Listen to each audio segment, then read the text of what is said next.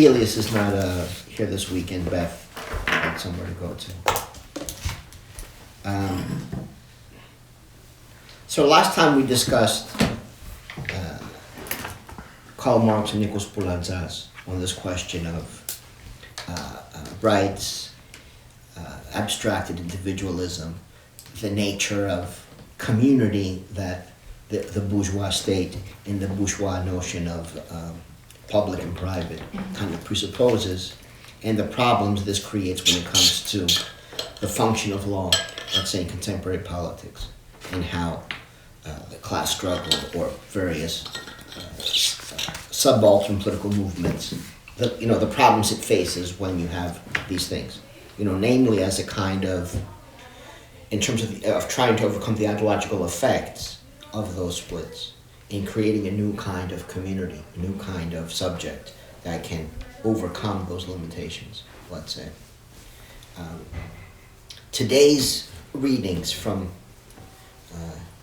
the Wendy Brown collection here on Left-Legalism is probably at a somewhat lower level of abstraction, is not as grand in terms of the scope of this public-private split and the limitations to how we understand what it is to be emancipated, let's say, today, and the problems that creates for political movements. But it focuses still on this question of rights and the various, Wendy Brown uses the term paradox, the paradoxes of especially, of course, the feminist movement, but not only, on the attempts to redress some of the political issues that are faced. And in the first chapter, we read two chapters, one by Beyond Difference by Richard Ford. It's a similar kind of argument on the question of cultural, this kind of the ideology of difference. We could maybe say he sees it in part as a creation of a legalistic discourse. Especially, there is a famous legal case where a student was denied admissions into a medical school, University of California, Berkeley, and sued because he was white and there were racial quotas. And of course, the courts found that he was right. It was a violation of due process. And using racial quotas became illegal, but they could use race as part of the criteria for admissions in the pursuit of creating a diverse student body. So he sees that as kind of an important moment on the rise of diversity over, let's say, racialized hierarchies and unequal status. I think it predates that. It was already, of course, around. And for me, one of the important shifts, let's say, is in the study of anthropology. When you go from the older tradition of anthropology, Levi-Strauss and that tradition, which is a quest for universality. That of course we know that there are differences, there are cultural differences, differences of all kinds. But the idea was to find that which is universal, right, in human societies, those universal traits, which manifest themselves in particular ways or in singular ways, but they underscore something much more universal. And then you have the shift to someone like Clifford Geertz, let's say, in that kind of tradition, where everyone has their own narrative. Everyone has their own story. And it becomes, one narrative after the other. You tell your story, I tell my story, you tell your story, and so on down the line. And it becomes even much more kind of always, rather than looking out and you go out to the field, with all the problems that might have had, in terms of someone from France goes to Polynesia or, the jungles of Brazil, to study a culture, to where it's people, like I would do a study of Greek Americans, and you would do a study of, Russian Americans, and so on down the line. So it becomes a much more kind of narcissistic, telling of stories. So I think it's much deeper in the contemporary liberal world. This rising of the celebration of difference, as opposed to the discourse on the universal. I think certainly one narrative telling of that story. Like, I actually thought about our discussions a lot after last week, and I did find it really interesting that, like, when it actually comes down to discussing the course of political action that I think we ought to pursue, like, I'm very much in agreement. But then when it comes to some of, I guess, the construction of concepts and ideas, I differ. And here, I guess it's just that, like, for me, this is reminiscent even of some of the questions that I asked about Brian's last, week, where I was kind of curious as to, for instance, what was behind, in a sense, the functionalist, I think, his functionalist, take on this thing. I feel that it's similar here, because if we are looking at structural anthropology, right, I mean, the charge of functionalism is one of, I think, the biggest points of criticism. Yes. That's not to say that we, ought to, I think, overlook the structural makeup of society, but then, I also think it's, a little bit unfair to characterize cultural anthropology as simply being narcissistic, when in fact it does signal, I think, at least a shift in some emphasis to matters of subjectivity and telling of not just identities, in the way that it gets badgered today, but of identifications and of how we are agents in the making of structures. So yeah. I'm not against cultural anthropology. I'm just saying, there's a difference between, because Levi-Strauss does cultural anthropology too, or some of the others, is the question of whether the purpose is to show the universal tendencies that cut across all the particularities of culture, or is the story simply to add one more narrative to our, collection of narratives. And I think that's a difference between deductive versus inductive, reasoning, right? And I mean, I think the problem, or one problem with a structural, functionalist analysis, that you begin from these universals, but then of course I think the question and the criticism would be from which instances are you deriving those functions, right? And I mean, this is I wouldn't agree with either in terms of characterizing Poulanzas or Levi-Strauss, for that matter, as functionalist. I wouldn't, because that presupposes a certain kind of causal mechanism, that the reason these things exist or came into existence is because of their functionality, let's say.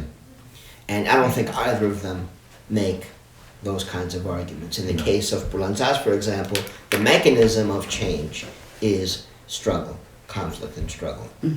And it results in whatever and again, because it's always explaining after the fact, we see something happens, something like, for example, to give an example, Rhonda Levine, using a Poulanzasian approach, wrote a very interesting book on the New Deal, right, on explaining the New Deal as a product of class struggle, from the standpoint of the various factions of the power block struggling against each other, and of course from discontent from below, the various dominated classes struggling in the particular ways. So I don't think that's functionalist. I think there is there is agency and there is conflict and there is these things. Different. I don't think that.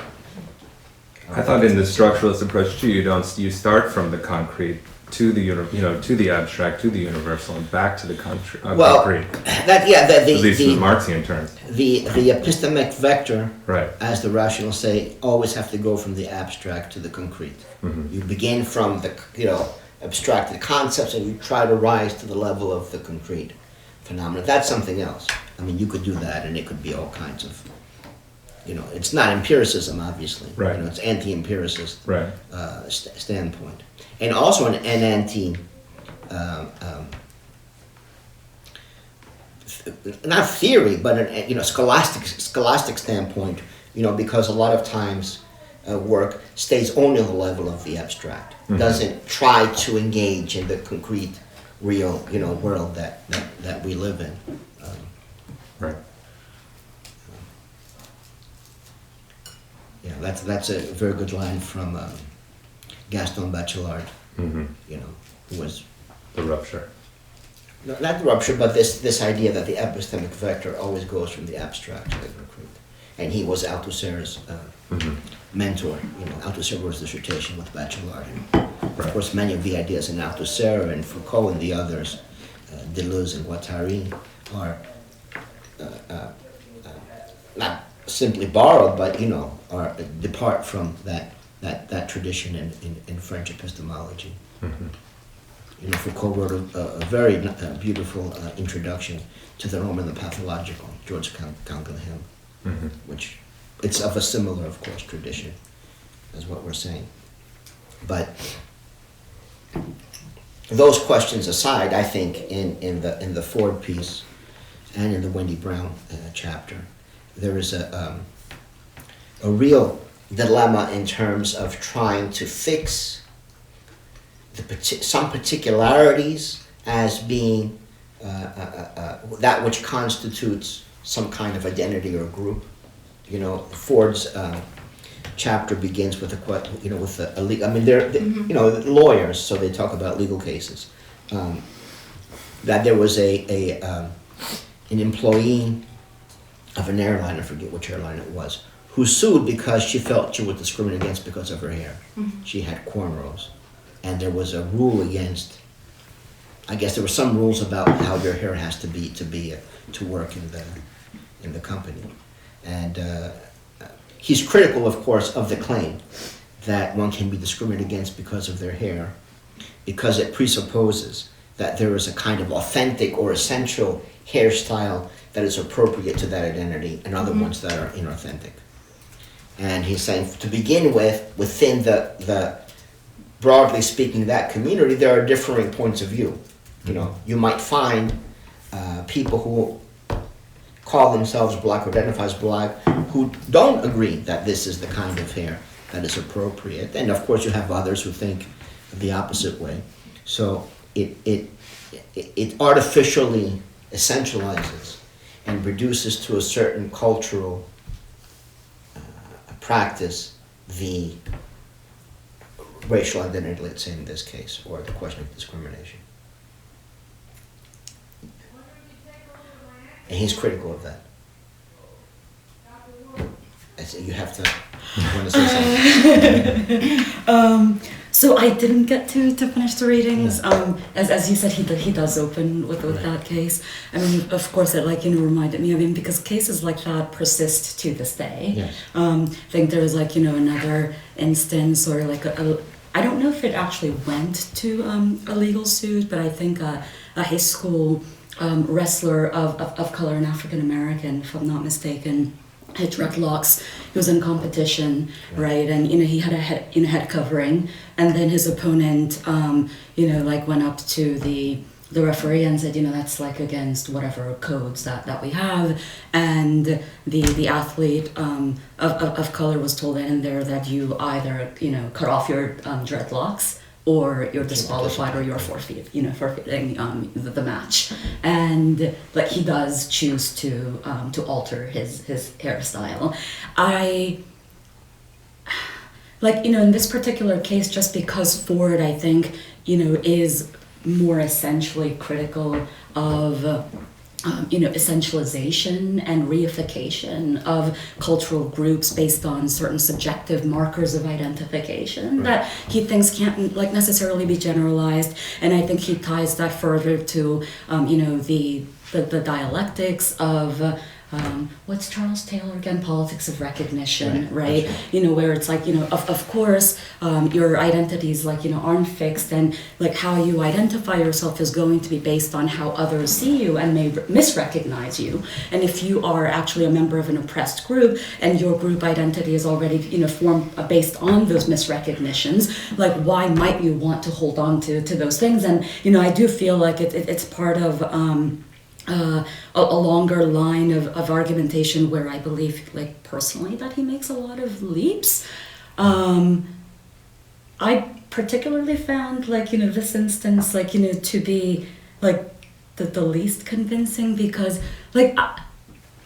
Yeah, like I do find that especially in cases like that, like, legal protections, can be legitimately called for without taking that essentialistic stance. I mean, I think it can be similar for, like the wearing of like the veil in Right. France against laïcité, right? And, there the argument would be that it's like, oh, that like actually contributes to women's oppression. That's right. And there's no easy answer to that, but I just don't think the way he dismisses it, like necessarily does the case justice. I didn't think totally understand like what his, I guess it's like that article is like a political act of why he would have written that totally, like because I kind of felt like there was an aspect of it where he's critiquing kind of folks from an oppressed class who are objectively discriminated against Right. based on certain traits and qualities and things, whether recognizable or misrecognizable, But what he doesn't really kind of, like I just found the angle sort of a little bit puzzling, right? Because I was kind of like, well, wouldn't you, like the legal system actually forces people to make that argument because there's a set of criteria for making an argument of discrimination and they involve race, ethnicity, like certain kinds of categories. Which that are very- recognized. which as are minorities. recognised and have clearly demarcated legal definitions. So the person who suffers from that kind of discrimination knows why it's happening and has to make an argument and formulate it in a way that fits within to then, get their case up. And so so it's really the system that sort of is forcing that essentialization, not the person who's trying to avail themselves of whatever modicum of justice they can find out there. You know what I mean? And so that was for me a little bit, I was like, it's interesting that you're taking this kind of approach to the issue. I felt that was a little puzzling. And it was hard for me to understand how there's a huge difference between, let's say, cultural traits and so-called, objective, seemingly objective traits. Like, why is the way you look so much more real, let's say, than how you, how you speak or how you, vernacular or whatever how it you might have be. your hair and so forth. Yeah, and because the prohibition in that case was against fully braided hair, Right. right? And so, cornrows is one example of fully braided hair, but then, there are sort of more European hairstyles that also would probably qualify to be fully braided hair, but one suspects would not be similarly, Penalised. Yes, exactly, penalised in the same way. So I think, I'm sort of just making an assumption a little bit, but I'm kind of assuming that the person was experiencing things that they felt were related much more to their race. Right. Rather than this sort of question of the hair, you know what I mean? The hair becomes a manifestation of that. But I don't know that the person themselves, I can't imagine that many people that would say, this is a hairstyle for all black people, or this is it just, it's not a necessary aspect of what they're saying. They're just simply saying, I'm black, this is a hairstyle that, people with the hair type that I have, adopt, and you're telling me I can't have that hairstyle, right? So it was kind of interesting. I was not totally understanding. I mean, maybe you're more familiar with him. I don't know. I've never read anything of his, so I was not totally clear on what his take on stuff was. His political angle. He seemed kind of conservative a little bit, Could be. Yeah. It could be. It's hard to know sometimes because the universalist tendency can be a very right-wing or it can be a left-wing standpoint at times, depending. I think one of his concerns, obviously, is with the shift towards the celebration of difference or the essentialization of difference, that you have this kind of he gives some examples like Eddie Murphy, in the various buddy movies, that you kind of essentialize identities to a certain set of characteristics, how people talk and how they act and so forth, and you kind of ghettoize yourself, or you ghettoize the people in the community in that kind of a way. And he says those films function well because the black guy then has to go back to where he, it's, we're all fine, we celebrate difference as long as you stay in your place. Yep. Which is not far from, of course, the white nationalist discourse. We don't mind black people as long as they stay, right, in their communities and we stay in ours. We don't want to eliminate them, but we don't want them living among us. I was wondering what people thought about with that article. The thing that I found quite interesting about it was that part where he's talking a lot more about the concept of rights as not necessarily being limits on state power, but hiding the way that rights are like forms of state power. Right. And I found that kind of an interesting kind of take on it. But it was interesting because I couldn't quite like it made sense when he was talking about cultural rights, as he called them. But I was having trouble kind of imagining how to like apply the same framework to say other things, you know what I mean, that are less kind of like culture, in that realm of culture. And so that was kind of interesting, like say like a right to liberty of the body, or a right to housing, or a right, the rights that we have and don't have. When you take it out of that realm of the culture, I was like not quite as able to kind of Wendy Brown brings some of those issues up. How, for example, the demand for the right to privacy, which is important when it comes to the question of sexual freedoms and so forth. At the same time, she says also, underpins that public-private split, which cloaks the unpaid labor that women perform in the reproductive function, of the gender division of labor in the household and so forth. So she sees that as a paradox. That's the line she takes. That there are certain paradoxes in the discourse on rights, or the demand for rights. Like gender, for example.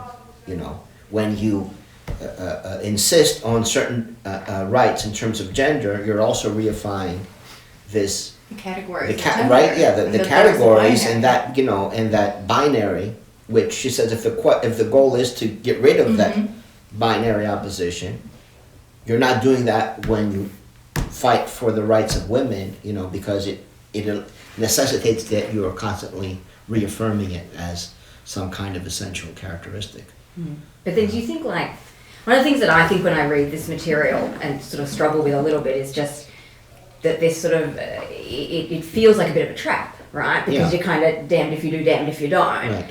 And so it is sort of one of the contradictions of capitalism in a way, manifesting through the legal system, that is kind of, it doesn't help us out. Like in a certain sense, right? Like we can kind of get super bogged down in these kind of, am I reproducing the categories, reproducing the system by participating in it, even as I'm struggling against oppressive forces, and you literally is a trap, right? There's not like, there's no way out of that, I think, that contradiction, that paradox, or, And sometimes, Ford makes this point, I think it's a necessary movement, because if you argue for universality in terms of race, let's say, right?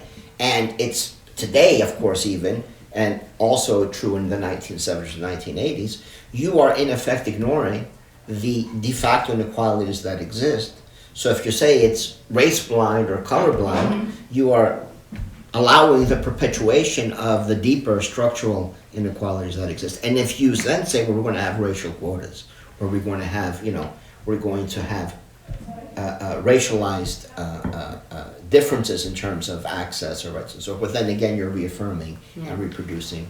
And so like, what is the liberatory pathway, right? Like, you know what I mean? Like, no matter how that feels like such a trap, there has to be a way out. It may not be through that, like, but you know what I mean? Like that, there has to be some sort of liberatory way to get out of that, which might mean not engaging with that system. I don't know what it means, but obviously the question of race and categories is fundamental. We have always the example of Haiti in the Haitian Revolution, which is very interesting, and then I forget what year it was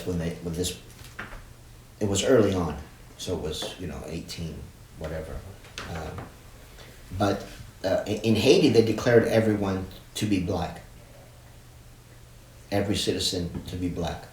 So if you stayed in Haiti, regardless of what you looked like, you became, you were de facto black.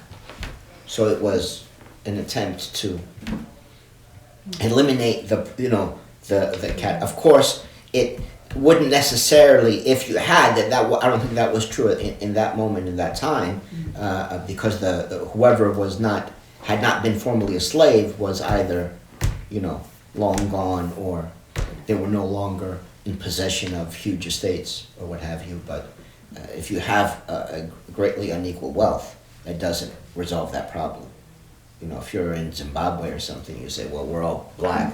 well, the people who used to be white, who are now black but still own all the land, they say fine, Yes. fine with that. Fine. So I mean, there are dimensions to, you have to address those inequalities certainly, but that was one attempt to legally undo the racial categorizations and create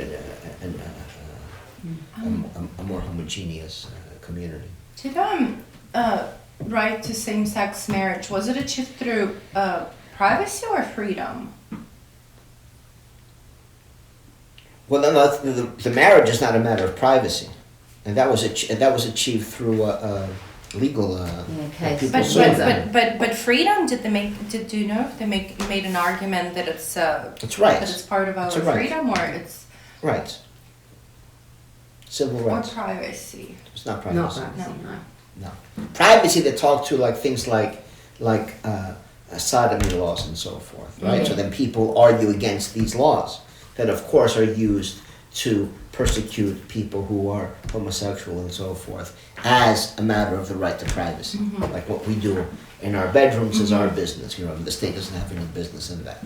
But Brown says, again, right, is paradoxical because at the same time when you insist on the right to privacy, you're reaffirming that split, that this is not a matter of public, let's say, interest, that keep women in the household as subservient, as performing all this labor and all these reproductive functions and out of, let's say, the realm of the public. So basically, like in that Windsor decision, which was the one, like they were arguing that this thing called the Defence of Marriage Act was unconstitutional, and it was like a due process argument that they were making. Basically, they were sort of saying because it was like something around tax. Like they had a relationship and they wanted to, like one of the partners died and they wanted to claim some sort of tax benefit that had they been able to get married and in the way that a heterosexual couple could, they would have totally been able to do. And so they were fighting over it in that sense, but then the whole act got found unconstitutional, which then opened the door to like, same-sex marriage and stuff. So that was kind of like what happened, And, and then you have other, she didn't really bring this up in the chapter, but you have other critiques, such as, what kind of demand. It's almost like back to the Jewish question.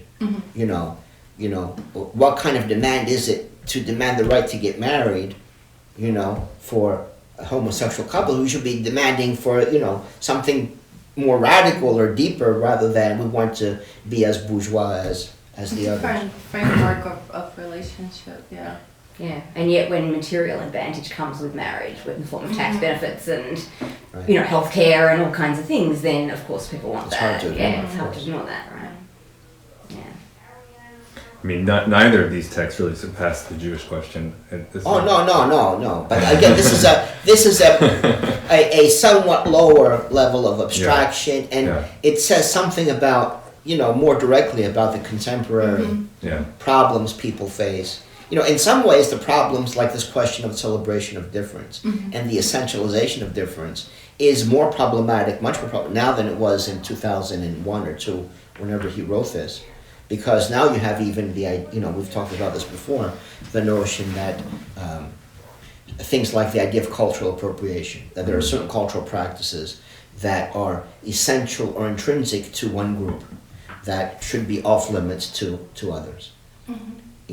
So not just, for example, you have here the idea that, cornrows should be defended, but if someone who is not black adopts that hairstyle, it is some kind of an inauthentic, or stealing of certain cultural attributes. Rachel Dolezal. Huh? Rachel Dolezal was Well, But she was a whole other case. She was a hairstyle. She was saying it wasn't just that about was the hair. it was a argument. whole other league of stuff. But it's not that different. The question of whether race or something that is in the blood, let's say, or it's something that's socially constructed and can be manipulated and done in different ways. Our friend Adolph Reed wrote a piece on. He got into a lot of hot water, I think. People were very critical, but it raises a serious issue. Why the idea of being transgender is not all that problematic? People accept the fact that gender is a social construction, and we can,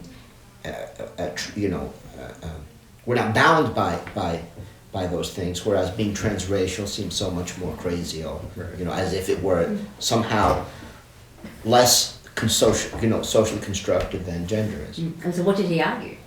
He argued that we'll take her and we'll give you, I forget who it was, but we'll give you, I don't know, Kanye. yeah, O.J. Simpson or something. You know what I mean? Yeah. No, he argues, I think, in favor of the idea of transracial identities. Because it's not a matter of biology. We know that. There's no question about that. Right. It's not a matter of biology. It's a matter of social convention, let's say. These are socially constructed identities. And maybe one step in undoing them completely is to transgress them and to play with them and to do all kinds of things. But then you have all kinds of essentializations. You have the idea that, there was a food truck in California where there were two women who had gone to Mexico and learned how to make Mexican food from people in Mexico, and they came up with, a nice way, I guess, of doing the food, and went back, opened a food truck, were very popular, and were then attacked and shamed as, here you have these two white women making all this money by using the recipes of from these Mexican people they went and took advantage of. So I think they closed it down. It was ended. I'm personally not sure, how much I want to elevate these, fights against cultural appropriation, on my list of, things to tackle. I also do not believe that they're worthy, of the disdain that sometimes they're subject to on the left.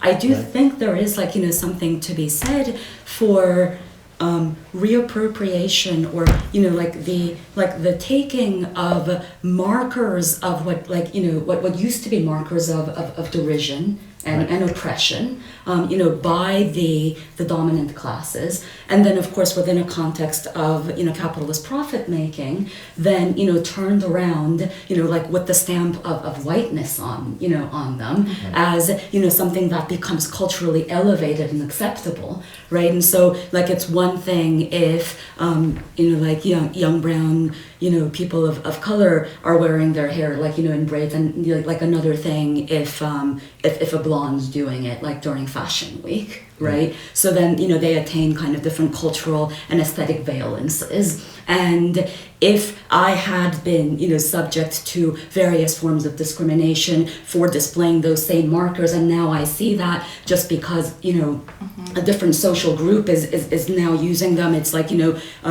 being accepted as something different, would my anger at that be completely unjustified? I mean, I think then there's a question of how do I then translate this to politics? And that's a slightly different issue, but more importantly for me,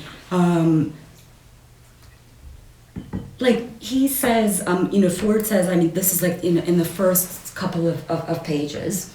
And he argues against the centralization of cultural traits and of groups and their reification, and then goes on to say that, therefore what we need to do is to engage in a collective creation of collective cultures and cultural artifacts. And if that's the level of political action that we're talking about, I would be completely in agreement.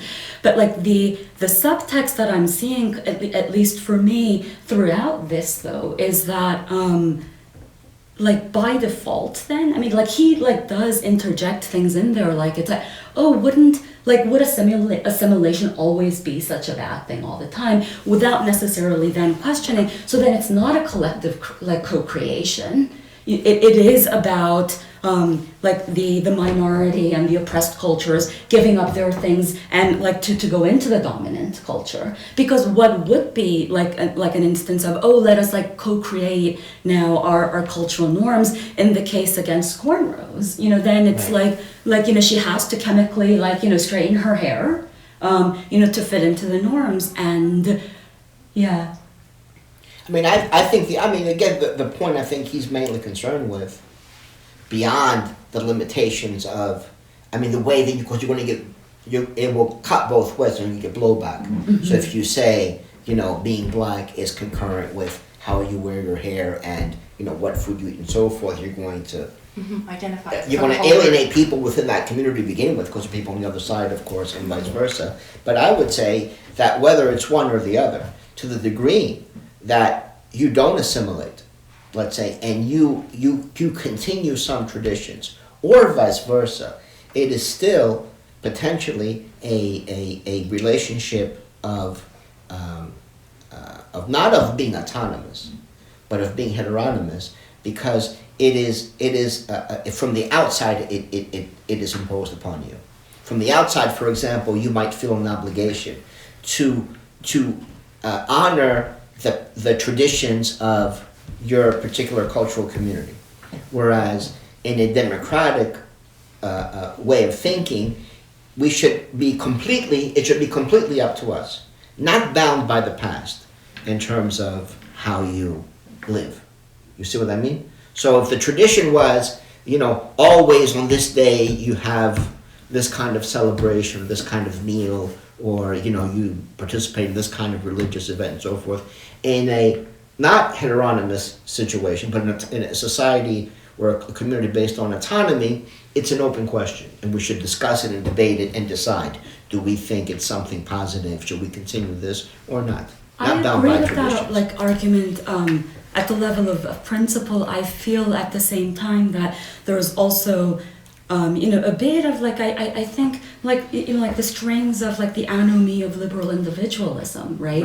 And because when we talk about these identities and cultures and traditions as being cultural construct, it means that there's a weight underneath these things. We don't live in a vacuum as liberals presuppose we do. We are born in context, and that's why for me also one of the things that I disagreed with Ford a lot was in this binary characterization of the the tendency in Black politics on the one hand towards assimilation and the other hand towards separatism, because then to go back to the 60s and the 70s, it's either the civil rights and you go that route, or you're with the Panthers. And with black is beautiful, black is pride, black nationalism, and that's seen as a sign of separatism. But I think the Panthers weren't separatists. But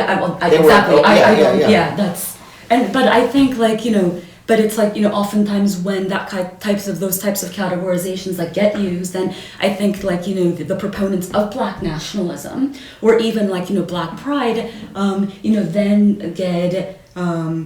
get put into the category of they're separatists, they have no interest in being a part of the system, whereas in fact I think exactly looking at the case of the Panthers, the point is to start with the situation where they are, and then I don't know, this was another thing, right? He says it's then because if you're misrecognized and that's what your identity is based on, then you're, just internalizing your, misrecognition. But then, what does that mean then? That, maybe then as a woman, then, do I really not have anything to go on? As a person of color, does that mean that I have no claim to, to pride and identification in things that I claim as parts of myself? I don't know. But it can be optional.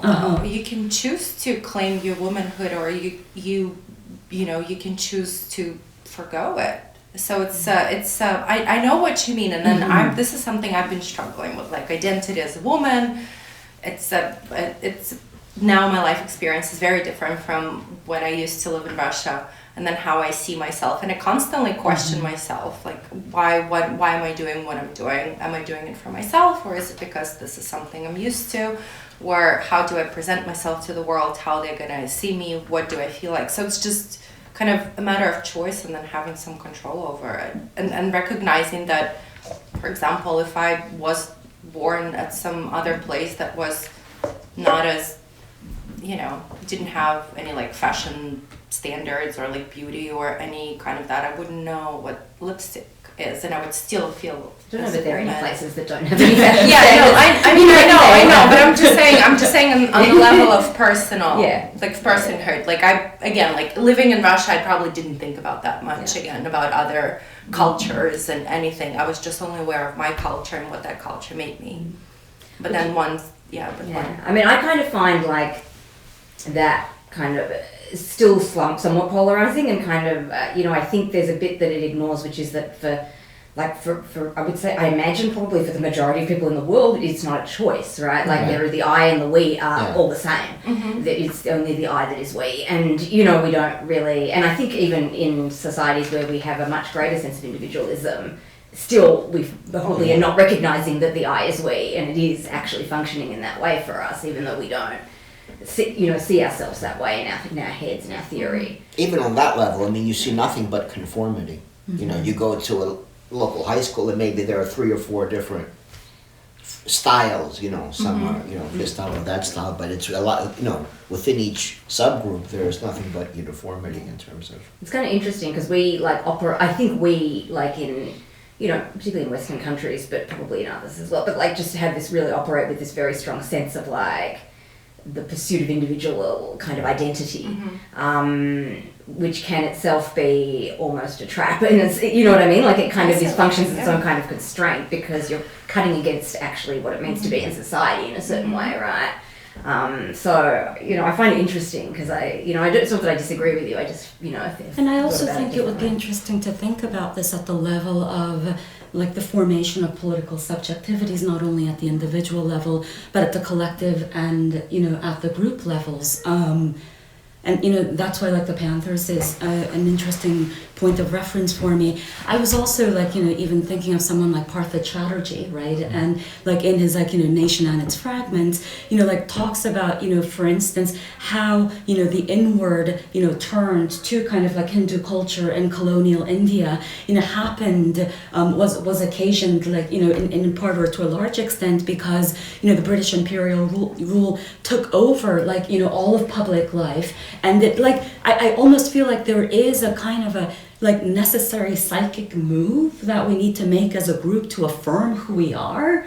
And with that, political and public avenue, somewhat blocked, and that there was that inward turn, that cultural turn. And, of course, that doesn't mean that I think oppressed groups nowadays, should only, turn to cultural traits and, claim that as the basis, of your identity. But, I mean, again, this is also, I think, more a suspicion and not something that, I am attaching to anyone or what we've talked about. I guess it's just I see in readings like this also a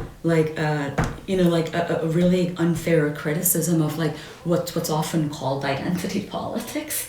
And I find that that's also comes from a kind of a refusal to grant, I think, due legitimacy and validity to, for instance, the historical reasons why those struggles are taking place, and why they're also taking place in the way that they are, given all the constraints. And, whether or not those claims also might be valid as, part of, a larger and a quote-unquote more, universalist and solidarity forging struggles on the part of the left. So, yeah. I think you're right in that. I think that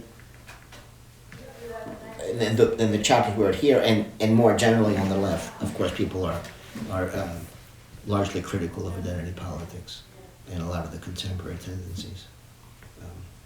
Partly because, of course, of how essentializing it is in some of the reasons here, but not only. Also because of the way that it doesn't link to the broader, to the more, universal truths that underpin not only, of course, the, and the class issue, and class issues. Yeah. What about I don't know if you guys saw Barbara Smith on Democracy Now! Last week. She's from the Combi Women's Collective, and I think is one of the folks that is kind of somewhat charged with kind of having coined this term, identity politics, amongst others. And what she was talking about was interesting because she had just endorsed Bernie. And so I think they were asking her about identity politics in this context because obviously, you know, Bernie's kind of primarily running on a class platform in a certain sense. And she was something interesting, which was just really that when they first started using this term, they were black feminists, you know, radical left black feminists trying to assert that black women had a different set of interests within black struggle. And that was all they were trying to do with this idea of identity politics and kind of, and not in a negative way, like in a, you know, in a positive kind of, it is helpful for us to be able to have a separate niche where we get to fight fights around particular things that are not, actually sometimes we're in opposition to black men. And, you know, we still have to work together in the black liberation movement, but, you know, our interests are not always fully aligned. And I don't know, I found it kind of interesting because I feel like we're now kind of several decades away, you know, in terms of the usage of the term and have a way of using it that sort of emphasizes the problems with it. Whereas, you know, she was very much, and you know, this could also be just a political maneuver by her because she was being interviewed about her support of Bernie, right? So, but, you know, but nonetheless, like, it kind of opened a little bit of thinking around it for me at least about, like, I could sort of see the historical context a bit more.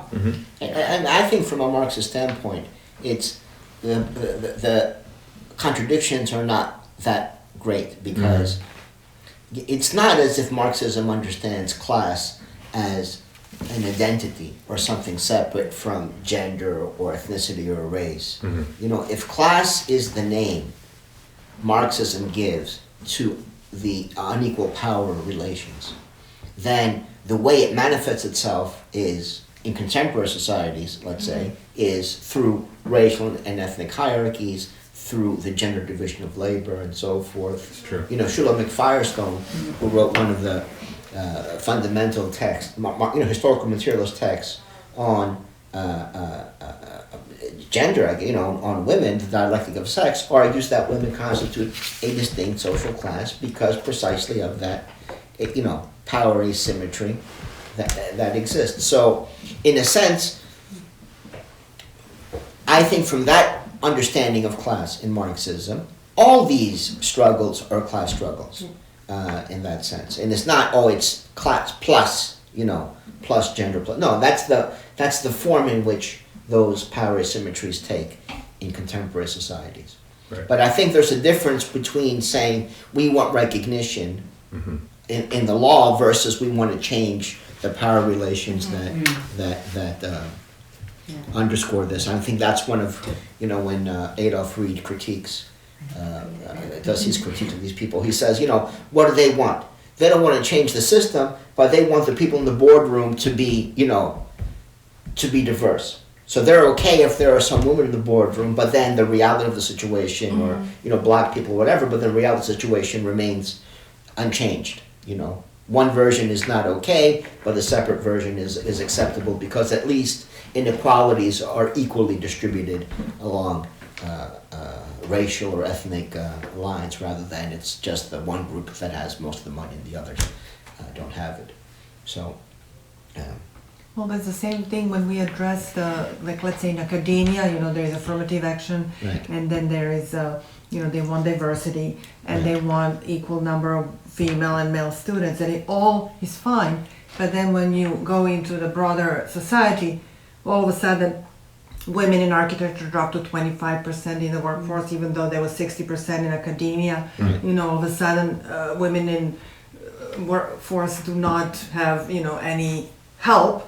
And then that's how the inequality is perpetuated. Even though you can propel them to, you know, every CEO can be a woman and still not change the situation in the labor force. Right. Potentially, but even if you had, let's say, equal representation, again, it's reifying gendered distinctions, you know, and once in a while we have these discussions, you know, well, you know, on your syllabus you only have 2 women and you have 10 men. You know, and sometimes I say, well, you know, how do you know how these people identified, in a sense? I mean, you know, we can go back and ask Gramsci, you know, how, you know, you identify as, you know, if we take as a standpoint that there's a continuum of gender constitutes a continuum and is false to try to put it in some kind of a dichotomy, then we got one set of problems. If we say we want to have, equality of representation, that creates and again, there are these paradoxes and antinomies, and when you try to do one, it takes away from the other, and vice versa. I'll push back again a little bit here. Of course, what we don't want is, rainbow capitalism, right? Yeah. With like the same structures, but equal number of quote unquote like representation and like, the exploitative structures that we have. But like at the same time though, like I also agree with what you were saying, because then does that mean that like, just women pushing for equal pay is, somehow less worthy? I don't know. I mean, I think ideally, like, we would have, struggles that's not just about, it's like, oh, like we want the same pay as men, but would also seek to alter, structures. But like, if you are a single mom and a woman of color, right, getting that equal pay is a big deal. I mean, like, will be a really important part of like, making ends meet. And like I sometimes feel like, well, who are we to then like, sit here and say if you're pushing for that, like you're not really, being revolutionary. Right. And I feel like that ghettoizes those struggles. Few struggles are revolutionary. That doesn't mean that they shouldn't happen or that we should be opposed to them. Universal health care is not necessarily revolutionary. It doesn't mean we should be dismissive and say, well, it won't change all that much, so, better that you die and, without insurance than have insurance. Yeah. But you really all don't feel that there seems to be, or like, to me, a kind of a hierarchy of, political themes and issues, at least like, on the part of like left, academe or like intellectual life where, some issues like, seem to be given greater weight than others. I'm sure that's true. I don't move in those circles. I don't know. It depends on the circle. It depends on the circle. Yeah. Right, because it could go the other way too. I think that people like Wendy Brown or kind of the Marxist academia is not that widespread. It's much more. You're going to get the kind of identity politics that's much more prevalent in academia than the opposite. Yeah, I mean, I think it's interesting how I feel like when you move in certain circles, you get an inflated sense of how left-wing academia is, when really the vast majority are very conservative and kind of, but you tend, depending on the circles you move in, you might encounter only academics who are very If only the right wing was correct in saying, Right. yeah, exactly. radicals and communists. Yeah. Yeah, and it over the years too, over the decades. It gets worse. It's shifted, so. Yeah, I mean, But I it's always have an very- example of architecture where I went to an architecture school in the 90s and how, all of a sudden, all we are doing is identity politics in architecture. Yeah.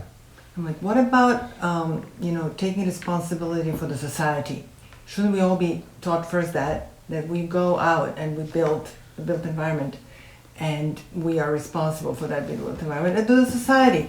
And we should act as such, not as like somehow every project is about me and my identity and here it is and there you take it or leave it. Sartre, I mean, we read a little bit last time. He has a nice little piece that he wrote for a newspaper when he visited. In the good old days, the newspapers would, if you were a well-known intellectual, pay for you to go on trips, and then you would write kind of reports. And so they sent Sartre to the United States at the end of the war, and he wrote a series of newspaper articles, one of which was on conformism and individualism in the United States. And his argument was that the way conformism works in the U.S. is through individualism. Is through that, and he gave architecture as one example. He says, look at Manhattan, is the most conformist city of the world. Grid, right? Not even to give names to the streets' numbers, right? And, the most conformist city one can imagine, but then you look up and you have radical individualism. One building is Gothic, one is Art Deco, one is this, one is that. And so, on the ground level, it's completely conformist. And then that's made, let's say, acceptable or viable by allowing that kind of individualistic moment. Or he gives the example of propaganda, and he recalls going to, I think somewhere in Tennessee, where you drive down the highway and you would see a series of billboards, and it's, you know, 2 donkeys tied together with 2 bales of hay pulling against each other. And then you see in the next one, they cooperate and eat the one bale of hay together, and then they go to eat the other one together. So he says if this were in France or Germany, the propaganda would be much more direct. You know, you need to collaborate for the good of the country or whatever. Whereas in the United States, it's presented in a form where you feel you're the one who kind of constructed the meaning.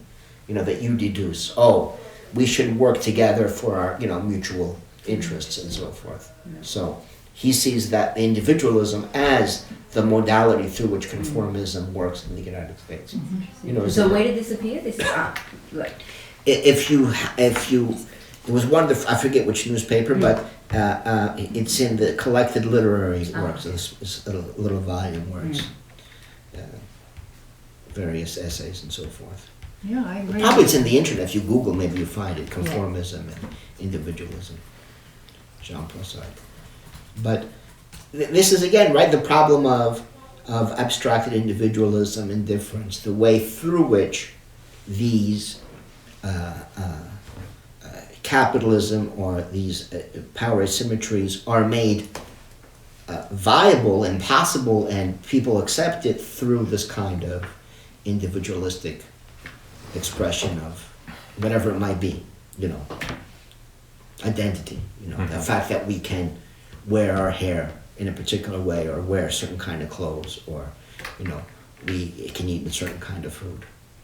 I mean, like, my takeaway a little bit more is that I think I would be inclined to acknowledge the limits of like legalistic politics where it's pursued at the individual level. You know, I mean, again, like, you know, I think, like, you know, if you do need to, you know, bring a lawsuit, you know, because of the exigencies of your life, I mean, you know, like, I mean, that's fine. But I mean, I think looking at that as an avenue of larger social change, like, you know, definitely has its limits.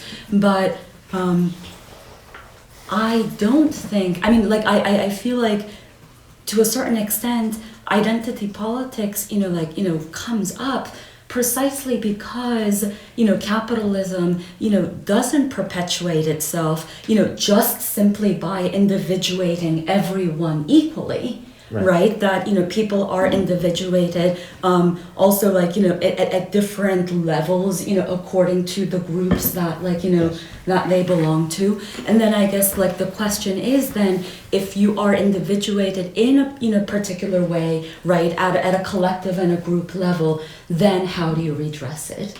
And how do you then tie that to the larger struggle? I mean, I guess it's just that, again, I feel like I'm beating a dead horse. It's not solidaristic, and I don't think it's practical or effective to then ask of those groups who are both individuated and put in those collective groups to say, well, in order for you to, like, really tackle capitalism, you need to renounce, you know, those things and look at what's really important.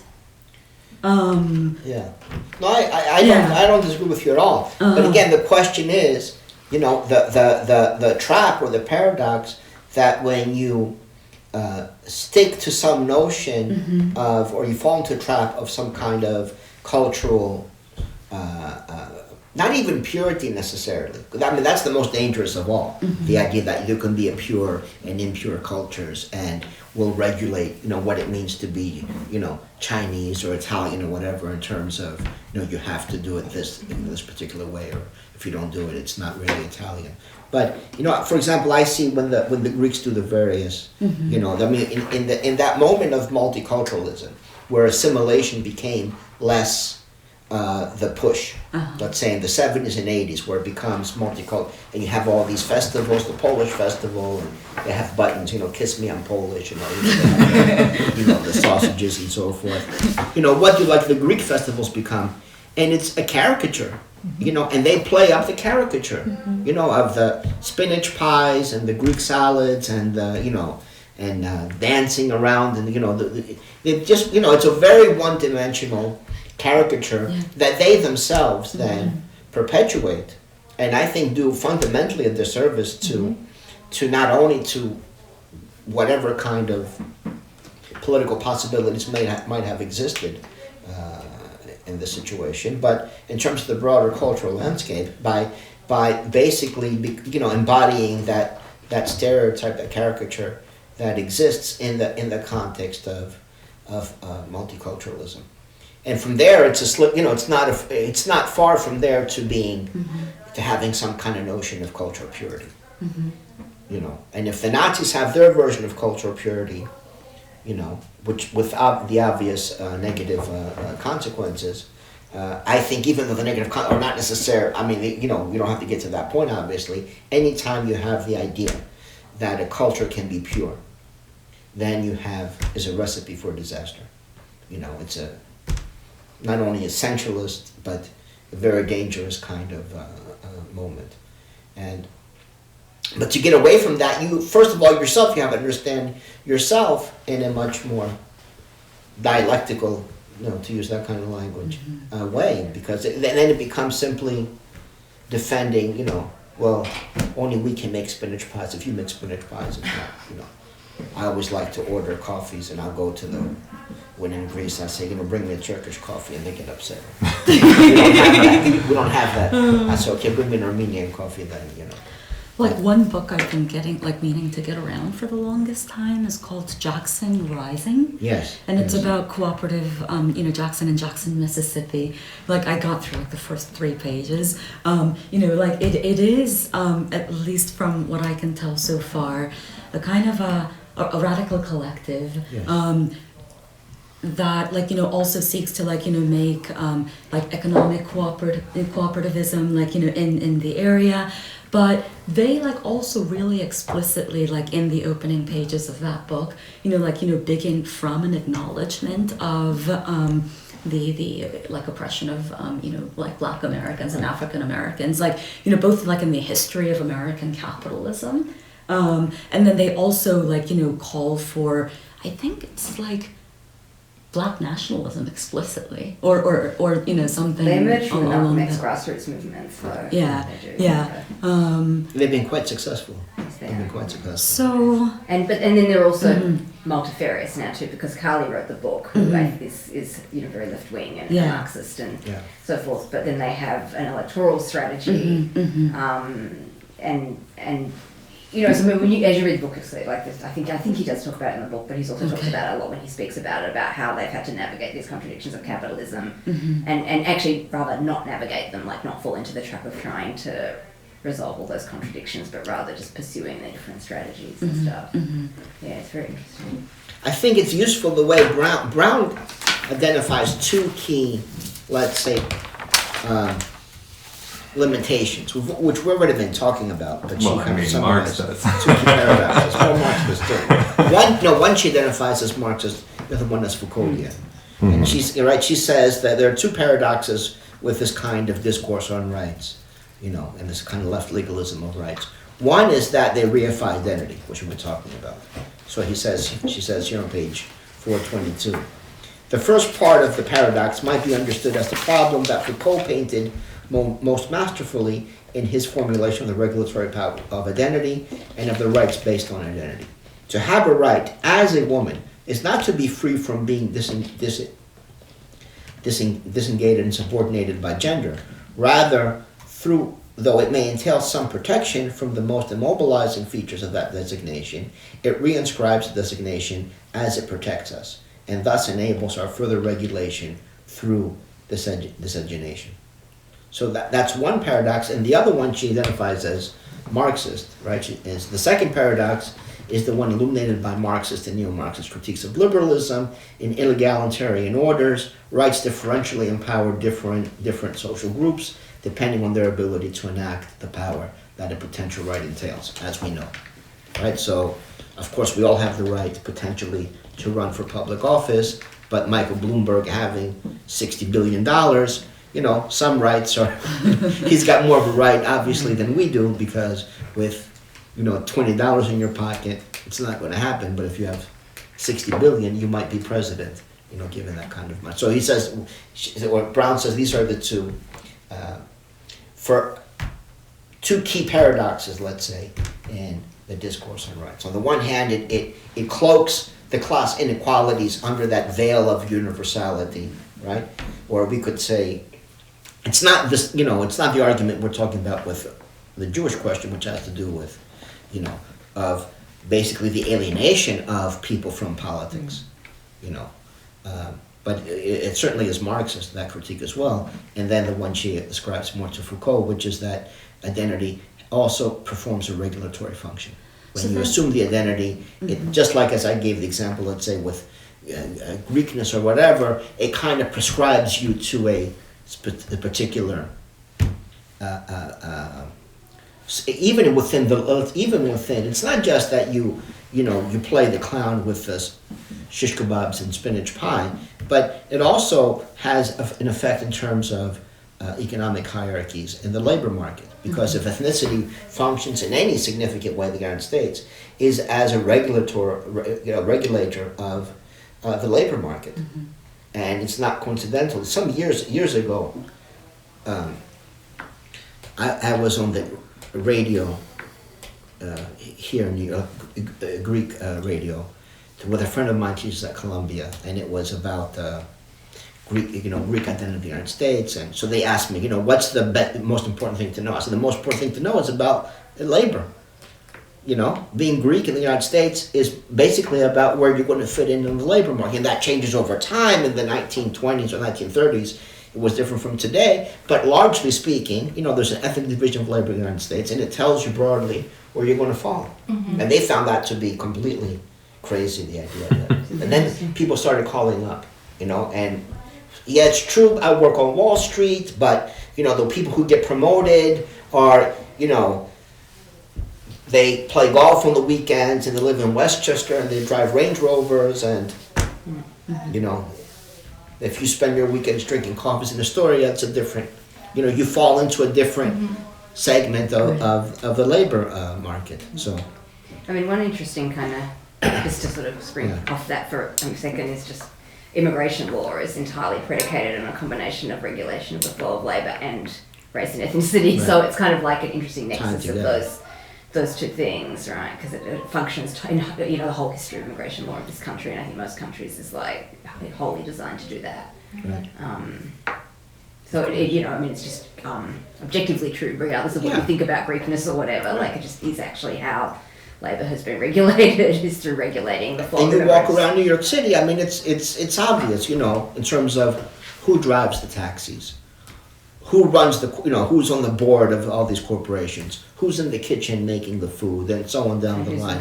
And there's a, and there's a very obvious ethnic pattern to the way these things function. And then our law has regulated who had access to citizenship at different times, and who's been able to come in and out of the country, and who had access to different kinds of visas, and so on and so forth, to work or not to work. So. And then the big tech claims that they are fully resolved, right? They have a good mix. Oh, tech, big tech. STEM kind of. What do we think about the invocation of human rights nowadays? Even in domestic politics, for instance, to even talk about healthcare. Right. As a human right, because I feel by and large, at least today, we've been talking about the limits of rights as they're inscribed legally for different groups. Right. I was just kind of curious, as to. I mean, it might be that tactically it's a good move, or again, it doesn't. First of all, we know that human rights today and the discourse on rights functions as, I would say, as the newest version, or one of the elements of the new version of the white man's burden. If we're going to go and bomb, the people in Syria or in Libya or whatever, or in Kosovo, whatever the case may be, it's in the name of defending human rights, right? Yeah, because North Koreans are bad. Huh? Yes, of course, right? So it becomes, we're going to come defend your rights by bombing you. But that's the justification for, let's say, American imperial. Right. You know, they say we never have wars of aggression. It's always just wars because we're going to defend human rights and freedoms, and we're going to bring McDonald's to you and so forth. Internally, again, it doesn't. You know, if you have the capacity to establish a socialized medicine or a universal healthcare, maybe you don't need to present it as, I mean, it becomes, in a sense, but now, I mean, you can call it a human right or not, and it doesn't necessarily add anything to the issue, you know? Well, right now it's presented as a consumer right, like we have, you know, exchanged. The right not to have insurance. Right, like it's Yeah. like your consumer The right is to to have. die miserably. Yes. Right. It's like the right, that, you know, everyone has the right not, But you so know, many things to sleep under we the are bridge. putting an equal sign between human rights and consumer rights. They're not the same rights. So if you erase, like, let's say, okay, you know, the basics are not consumer rights. Like, okay, Yeah. everybody has right to water, to clean air, to health, to, you know, then, all right, the whole slate of issues is like taken away from the consumer rights, and this is how it is. It's commodified. We all. I mean, I think in each case, you know, Alain Badiou has a very interesting argument in his book on ethics. And he at one part he more or less says, when you see all these classes on ethics, something horrible is about to happen. Because let's say if you are a doctor, right, and you are true to your vocation, let's say as a doctor, when someone comes to you who needs help, you're going to treat them. You know, it's not about what what insurance coverage they have. Do they have the money? Don't have the money? Someone comes to you. If you're going to be faithful to that vocation as doctor, you're going to treat them. And whenever you see all of these, you know, ethical codes on what's ethical or not ethical, it's usually so you can, as a way justifying not being true to that moment. He thinks the truth of the situation is imminent to that situation, and in that case you don't need to have some abstract code of how to behave to know what the right thing to do is. But I mean, I think you were like completely like on the discursive pulse though, because especially I think there is a tendency, I think even on the left, to conceptualize the moment in capitalism today as one of neoliberalism, right? And therefore to think of the primary issue as that of commodification of goods and services. And so talking about healthcare, housing, access to clean water and whatnot as form of rights, then I think nowadays are often an attempt to socialize these things that have been commodified. I think it's up in the air as to whether or not using the language of rights is the most promising path for us moving forward. But it is also interesting because, even in the U.S. constitutional tradition, for instance, I think the likes of Bruce Ackerman, right, would talk about several foundings, right? Like there's obviously and I think this is interesting because of course Jefferson talks about intergenerational tyranny, and I feel like this would resonate with you, and about our right or our imperative to define our democratic practices for ourselves today, including in a sense the larger constitutional framework by which we live. And Ackerman's point, of course, is that there was the initial founding, but the New Deal was another founding because it was a refounding. It's also Machiavellian, I think, in that sense, a refounding to expand that notion. And then is it possible that we're at one, other such moment? But that underscores this question we talked about I before agree. between I agree. heteronomy and autonomy. Yeah. Are you, because people are, let's say if, Donald Trump and his people say our cultural community is, George Washington and the founding fathers, and our job is to be faithful to the founders, which is not an uncommon discourse, of course, today, right? This is our community, these are our traditions, and we uphold those traditions. It might be true that, you can constitute themselves as a distinct cultural community, but is fundamentally a relationship of heteronomy, because as you point out, for Jefferson, for example, each generation had to decide for themselves how they want to live.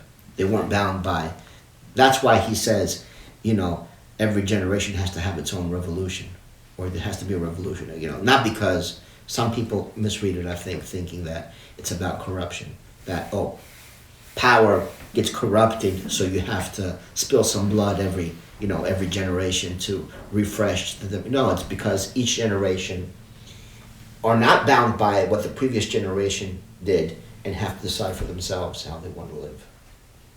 But if that's true, let's say in terms of the United States, it should also be true in terms of Jewish communities and the Italian community and the black communities and so forth. Just because the one generation understood things and constituted themselves one way doesn't mean you're obliged to do the same. Can change. Should change. Otherwise, there's no politics. No, And again, that becomes foreclosed in a way once you essentialize the identity and you conflate it with a specific or a certain kind of essential characteristics.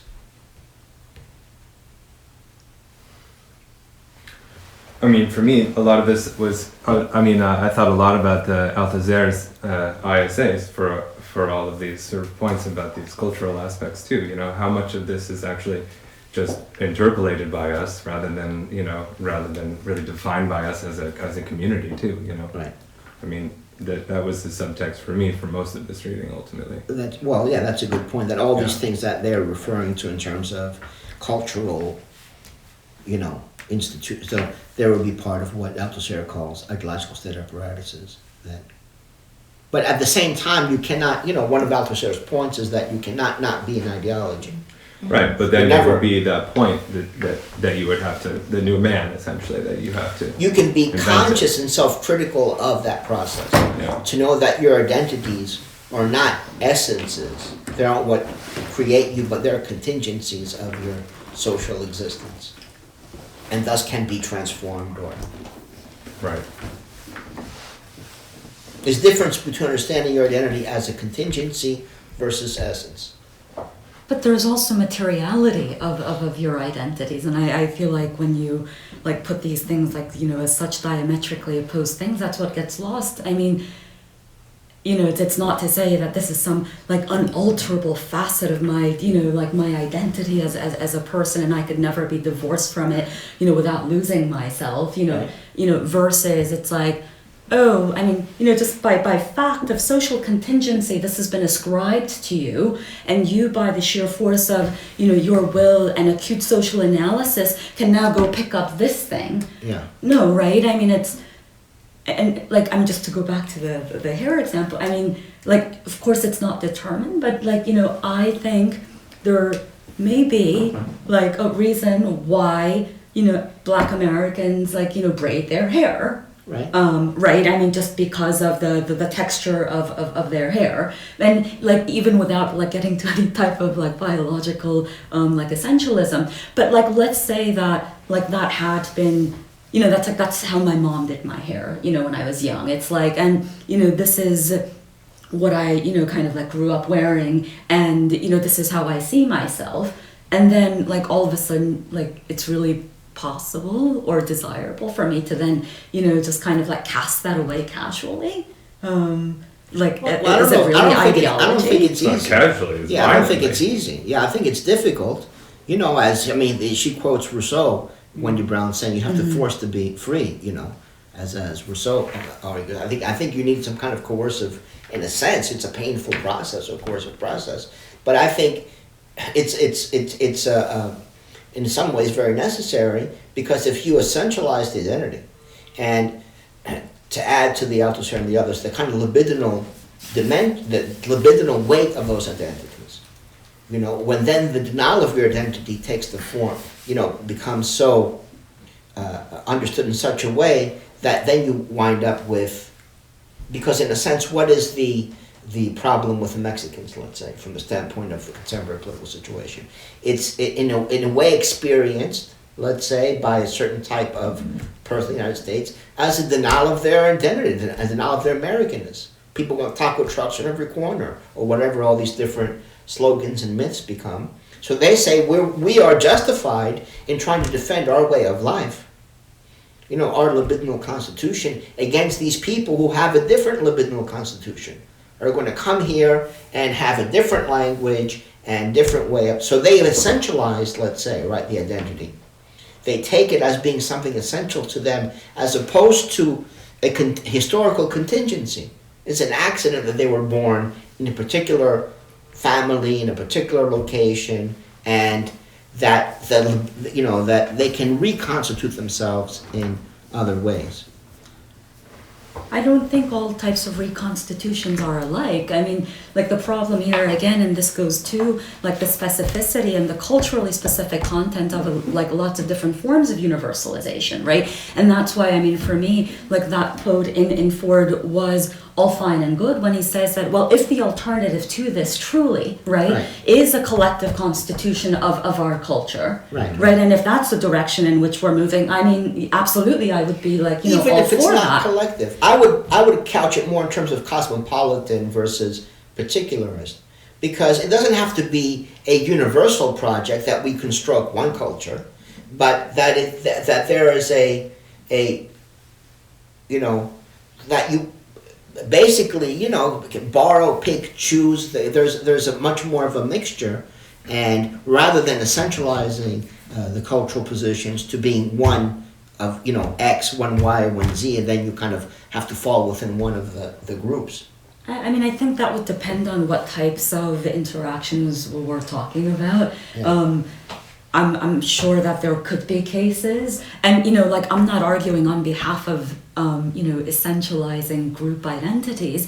It's just that, I mean, I think literally with the very examples like that we're looking at in this book, if there are folks that are being like that are being denied employment, or right, like even the ability to compete in a match because of like the mode of your appearance, that's tied to your cultural expression, generally speaking. Okay. Then to close up, right? Good. Yes, Thank you. then like would we be justified in saying that it's like, no, you do not have, on the basis of all of these things that we have been talking about, a claim to assert those, I mean, your right to express and assert that way of being. And I mean, I think it also goes back a little bit to what you were saying earlier of there's a power dynamic at play also that varies, right? There's an assertion and essentialization that's happening from a group of oppressed people in the face of being oppressed on the basis of identity. And then there's folks asserting in a protective or defensive or kind of like power building way, these purist kind of ideas about, in a xenophobic way, in a way that enriches them, that kind of is less about, a function of their oppression and rather a function of their dominance in society. And so those two things, I think you obviously don't want to conflate. And there's also a tendency for people to resist their oppression by way of, right, or through the means of, when the workers try to fight back, maybe they sabotage the machines, so the machines are used as a form of oppression, and they fight back against that. Mm-hmm. When it's when these cultural hierarchies are used, then it's, fighting back by saying, no, our culture is as good or better than yours, and, these kinds of things. That I think is under, I'm not saying that we should discount these things as happening. The question is, well, how can you become, what would be the conditions necessary for overcoming the limitations of those situations? Breaking beyond simple resistance, let's say, and all the benefits of that. I'm not saying people should not sabotage the machines or fight back in terms of the cultural hierarchies and the statuses and so forth, but what would it mean then to also transform the deeper social conditions that make these things possible. I mean, there's also two questions I think of appearance versus sort of underlying reality, right? And so oftentimes we see essentialized faces of things because that's actually how our world functions and how we function in our world most conveniently and most effectively. But when you dig a little deeper and go into any given family or community or whatever, actually the reality of how people are functioning is not so essentialized, right? They're not actually operating in this way. In like, you know, some people are wearing cornrows and other people are wearing other things, and everyone's like fine with everyone, right?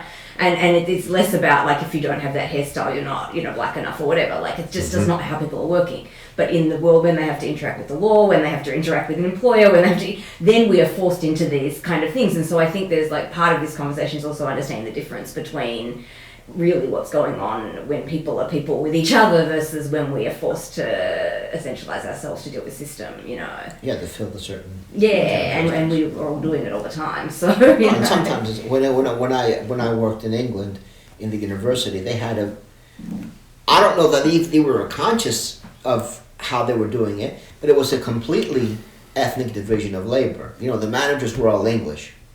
You know, the theory, it was me and a colleague from Spain. So they get the Southerners, as it were, you know, Greeks and Italians or Spanish doing the theory stuff. The Germans were doing stuff on military history and war and these kind, you know. So it was to me at least quite obvious there was a, you know, but to the managers, I guess they thought it was, well,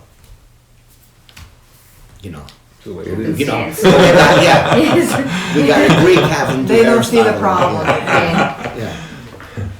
The managerial class does not see the problem. What's the problem? Right. Yeah, but then, you know, on the other hand, like, we also have a proliferation of kind of wanting to have an appearance of equality too, right? And so that takes the form of diversity, right? So if everyone has a seat at the table, then, you know, we've created greater equity, whereas really all it is like, you know, so like you could put 5 more women writers on the syllabus, but the underlying, you know, the question of why there are only 2 that kind of fit the bill relates to a deeper underlying inequality in society that you're not touching, right, at that point.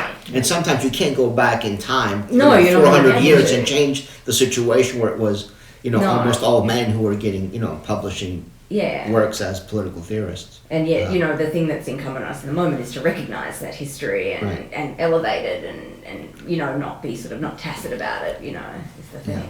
I mean, this is why I'm kind of glad. I think we agreed that we're going to at least read some, like, you know, Negri next week, right? Oh, is that right? We're in Insurgencies, right? Yeah. And because, like, I'm reminded also of, you know, Fanon's pitfalls of national consciousness, right? And, you know, the wretched of the earth, and, you know, talking exactly about these things.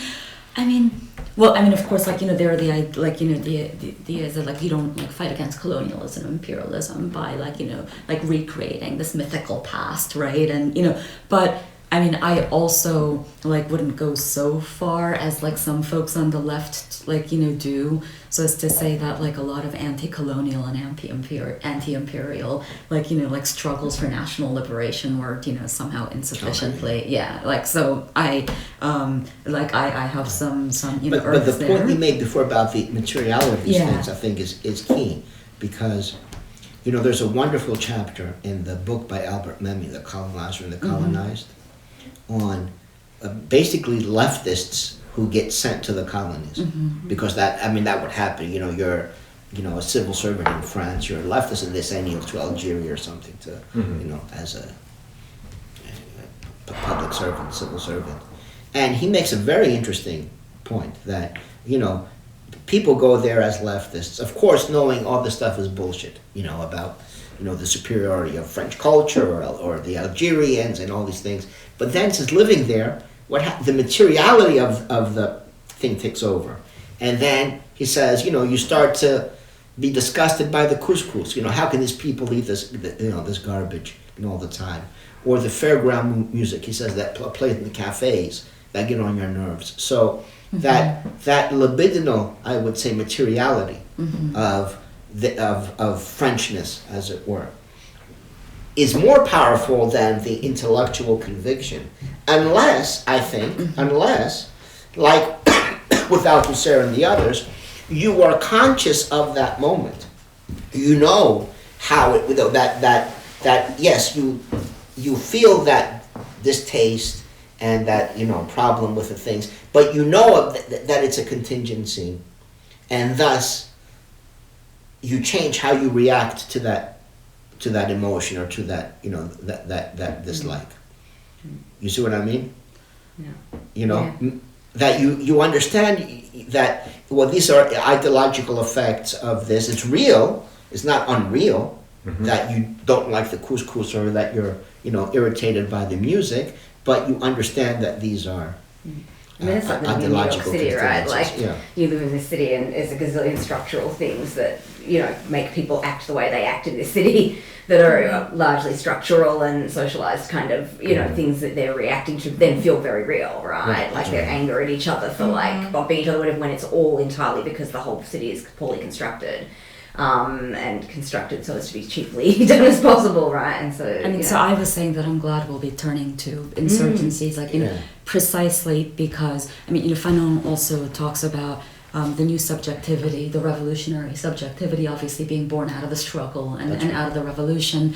And I think in insurgency, like, what I would really like to get from it is, you know, how, right, like, you know, we attempt at like an autonomous constitution, you know, as movements. I don't think it's a singular, like, you know, movement, and how that also happens by way of, like, I mean, I think not only recognizing moments of, right, like, you know, like where we're captured by the ideological apparatuses, but by which we actually create our, you know, like the cultures and the institutions of our own movements. So. Yeah. Well, I mean, obviously, one of the key issues is the difference between legal individualism as opposed to a concrete collective. Because I think, you know, for not only for Negri but Machiavelli and the others, you know, that constitutive moment literally involves people coming together, you know, as a collective, as a group, as opposed to the kind of, you know, to go back to this kind of seriality, the separated, abstracted forms of participation, whether it be through the courts, through the electoral system, you know, wherever it might be. Does it come back then to the question of like direct versus representative democracy in part, you know, obviously of functional differentiation of, like, you know, society, and I think that's Sartre, you know, by and large. But so when I was involved in the DSA though, there was like actually a lot of, I mean, attempt, at least in the groups that I was a part of, to form democratic bylaws. And that was like met with a lot of resistance, believe it, you know, like, or not. Or that it was too legalistic or too limiting? Or? Not, I think that it's like, the charge oftentimes was that it takes too long. And, you know, at least I was really keen on, like, you know, the importance of setting up structures that level the playing field and allowed for equal participation on the part of different people. And I think it was more like, oh, that's not expedient for the type of organizing. And it's like, you know, we can't sit here forever. We don't. So it's often, you know, the charges against participatory democracy. It's like, you know, we don't have time to sit here all day. We got to get things done. Type of a thing.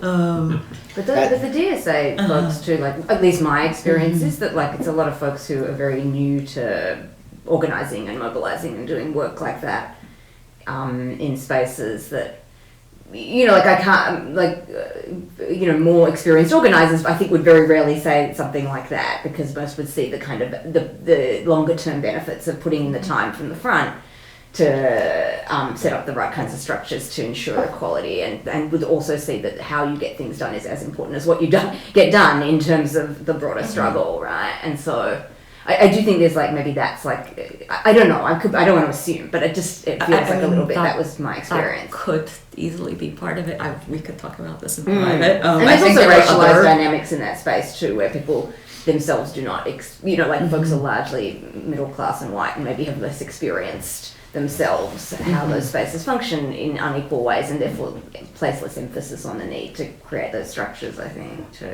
So maybe, I don't know. Yeah, no, but, you know, it's also true, of course, that you can't only have constituent power. At some point, you're going to have constituted power. Mm-hmm. It can't always be a moment of revolutionary, let's say, creation. At some point, you're also going to have constituted power, and that's a fundamental question. What kind of constituted power, what kind of institutions are appropriate for, whatever you want to call a democratic society, or a free society, as opposed to, usually the arguments based on utility are not good, because it's simply saying we don't have time to think, just act. Well, they're also not even what they say they are, right? Because actually, if they were trying to serve utility, they would see the benefit, because ultimately they're their own undoing, right? And democracy is not antithetical to these things. I mean, when the ancient Athenians, they didn't say, oh, everyone can debate endlessly. Said, okay, we have, whatever, we're going to have a committee, draw the names from a hat, and that ensures equal participation. By lottery is the means of democracy. Mm-hmm. Just draw the name. You can't be 50,000 people or 200 people. Okay, 10 people, fine, we'll draw the names from the hat. And for these next 6 months, it'll be these 10 people who are going to be charged with this. And you have both. You have expediency and you have democracy. You have that kind of equality. But you have to have, obviously from the beginning there has to be the idea there to set it up in the proper way. And I don't think there's any easy way of getting at this, but I would ultimately also like to think about what this means for the economic organization of society. I know that I think Michael talked about analytical Marxists and some kind of market socialist ideas, and I don't know too much about that, but because I think on our part it's if we push for this type of more participatory forms of democracy, and then on the other side they're what do you want to do, go live in a cave? It's how's the economy going to work? And I really think we should, I'm not saying we need a blueprint, but we should be able to ultimately deal with that question seriously. Yes, I agree. I mean, is on the one is two. It's a lot of different questions, because one is who decides. Right. For example, how much to produce or what to value. Should we be producing, air conditioners and, how to arrange things, guns or whatever, butter, these kinds of things. And there's another, because Jackson Rising and some of people like Rick Wolf and others who are heavy into this question of worker co-ops and worker democracy, it's a difficult question, because democracy is possible among equals. Yeah. And when it comes to politics, we're all equals, because the question of the good and the bad, there's no expert. We all live in the society. We all have our understanding of what we think might be the good way to live is, and there's no one standing above us. There's no God to come and tell us, no, your way of the good is the wrong. We're trying to figure it out, what might be the best way to live. When it comes to questions of production, let's say, then it's a separate question, because if we're going to build a bridge, there might be people who are much better at others at knowing how to make the bridge. So how can you have equality in a situation where you have inequality? How can you democratically decide how to build a bridge? When they tried this in Yugoslavia, of course, and the factors democratized, this is what happened. The engineers ended up having the bulk of the say, because they knew things that the others didn't know. And how can you tell them, oh no, your way is, maybe it was wrong, who knows, but you wouldn't know that what they were saying was wrong. So I think, and I'm sure Rick would disagree, but I think that emphasis on workplace democracy is misplaced. It's a cheapening of the idea of democracy. And what we need is democracy when it comes to politics, including how we're going to organize production, and do we want to be producing gasoline automobiles or electric vehicles or mass transit and so forth. All that should be completely politically and democratically done. And then when it comes to the question of the production process, there you can't really have democracy, because you have a hierarchy. You have experts and people who aren't experts, but they can be controlled certainly from the outside or from above through political bodies. It's interesting though, because the experts oftentimes, like expert isn't a sort of clear category, right? Like in the sense that, you know, you can be an expert in how to make a train, but maybe like totally get wrong the environmental impact of how you're making a train, right? Like in this sort of like, you know, So we have to be very clear what is a kind of political and then what is a technical question. So when it comes to politics, you can have democracy. When it comes to production, I don't think you can have democracy because it presupposes everyone is equal. So maybe you can have a democracy among equals, like you have the engineers, and you have some mechanism when the engineers collaborate, you know, and make collective decisions.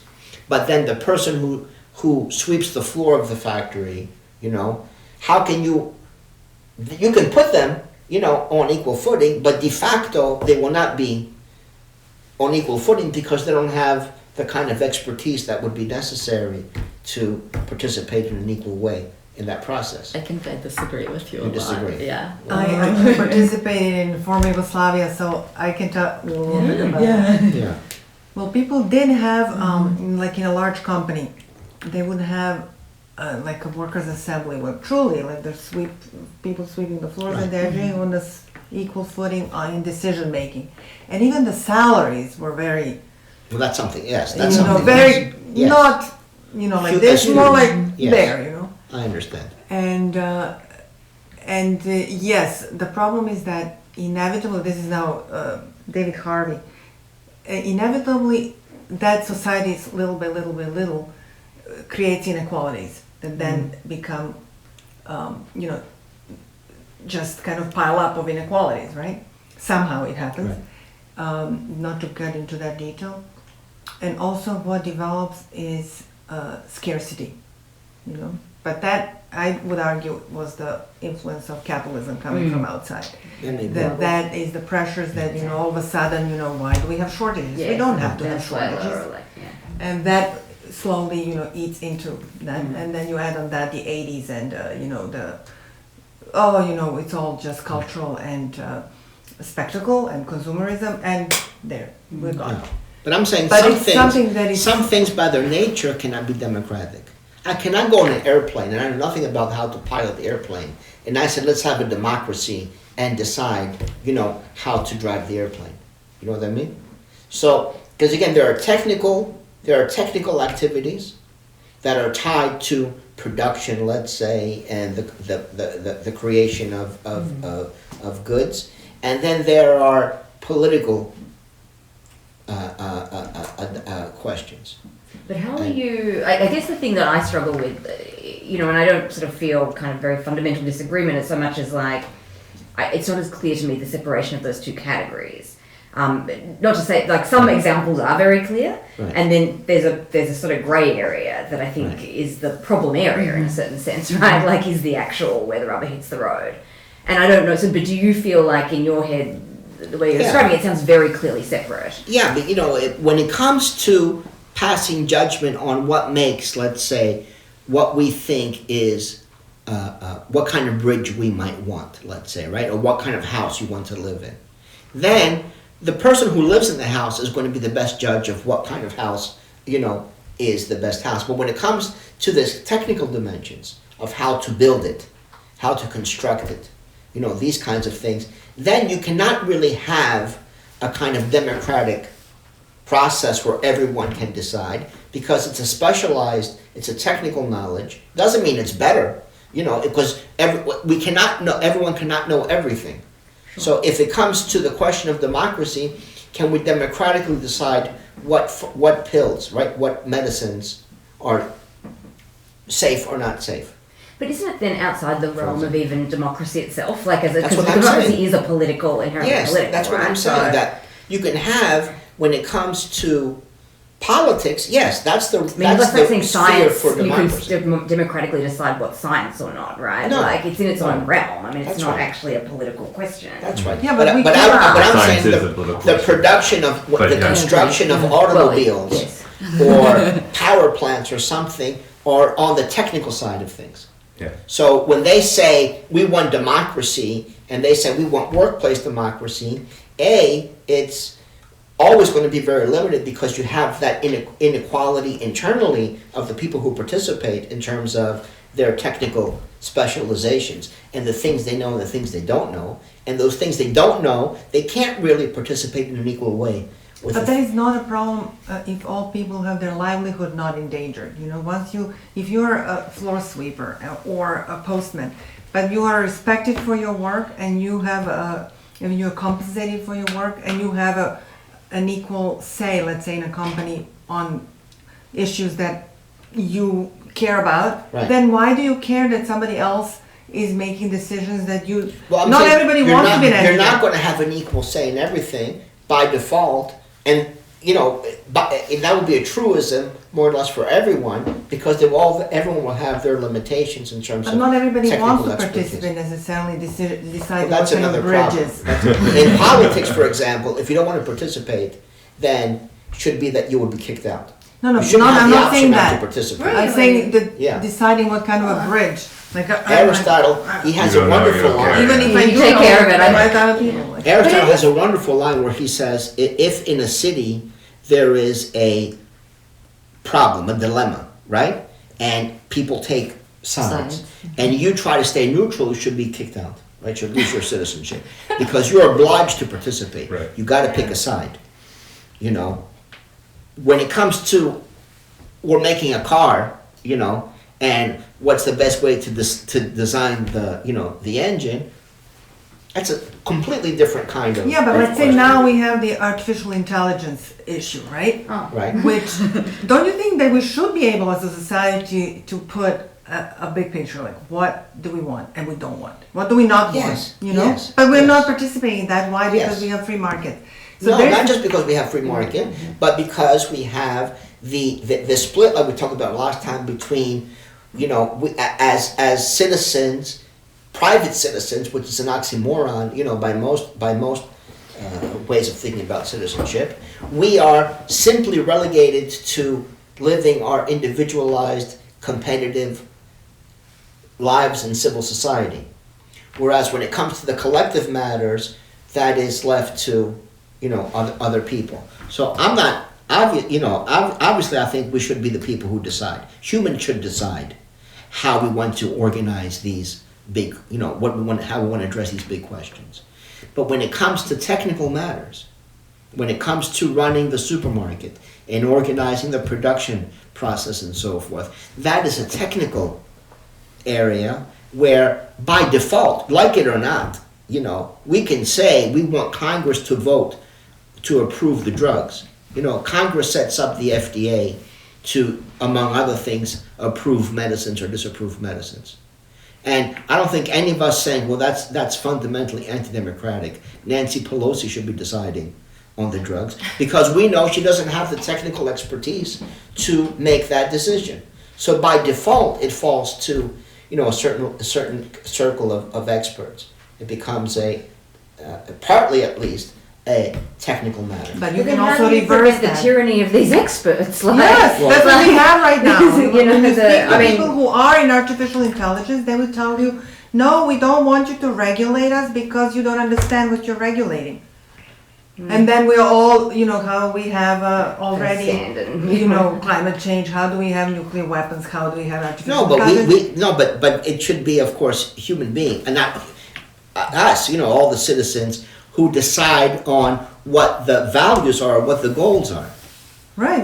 If people start dropping dead from the medicines, as they do, right, or they get addicted to the painkillers, as they do, and then they drop dead, we can say, well, you know what? This is not, you're not doing your job properly, or this is not what we in this society want from from the production of medicines and so forth. That's something else. Right, but we also have to have a vision that kind of can predict the end result of science. For example, like artificial intelligence. We should engage in projecting the future, not once we're stuck with it. Oh, what do we do now?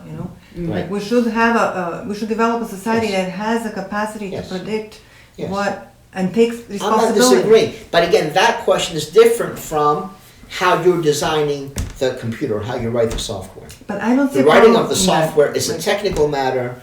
Passing judgment on what we think is and is something we want to happen or not, the kinds of software we want produced, we want created or not, that is a political matter. Yes, but I don't understand what is the problem of some people picking up to design computers and some people picking up to be postmen. Nothing. They, it's not like, that should not really be a struggle. Like, okay, this person really needs to do this because that's what they are. The postman and everyone else is more than capable of deciding what kind of software or what kind of modes of artificial intelligence they think we should have or appropriate for the society. When it comes to the actual production of that stuff, they're not capable necessarily of doing that because they lack the technical expertise or the technical tools for that.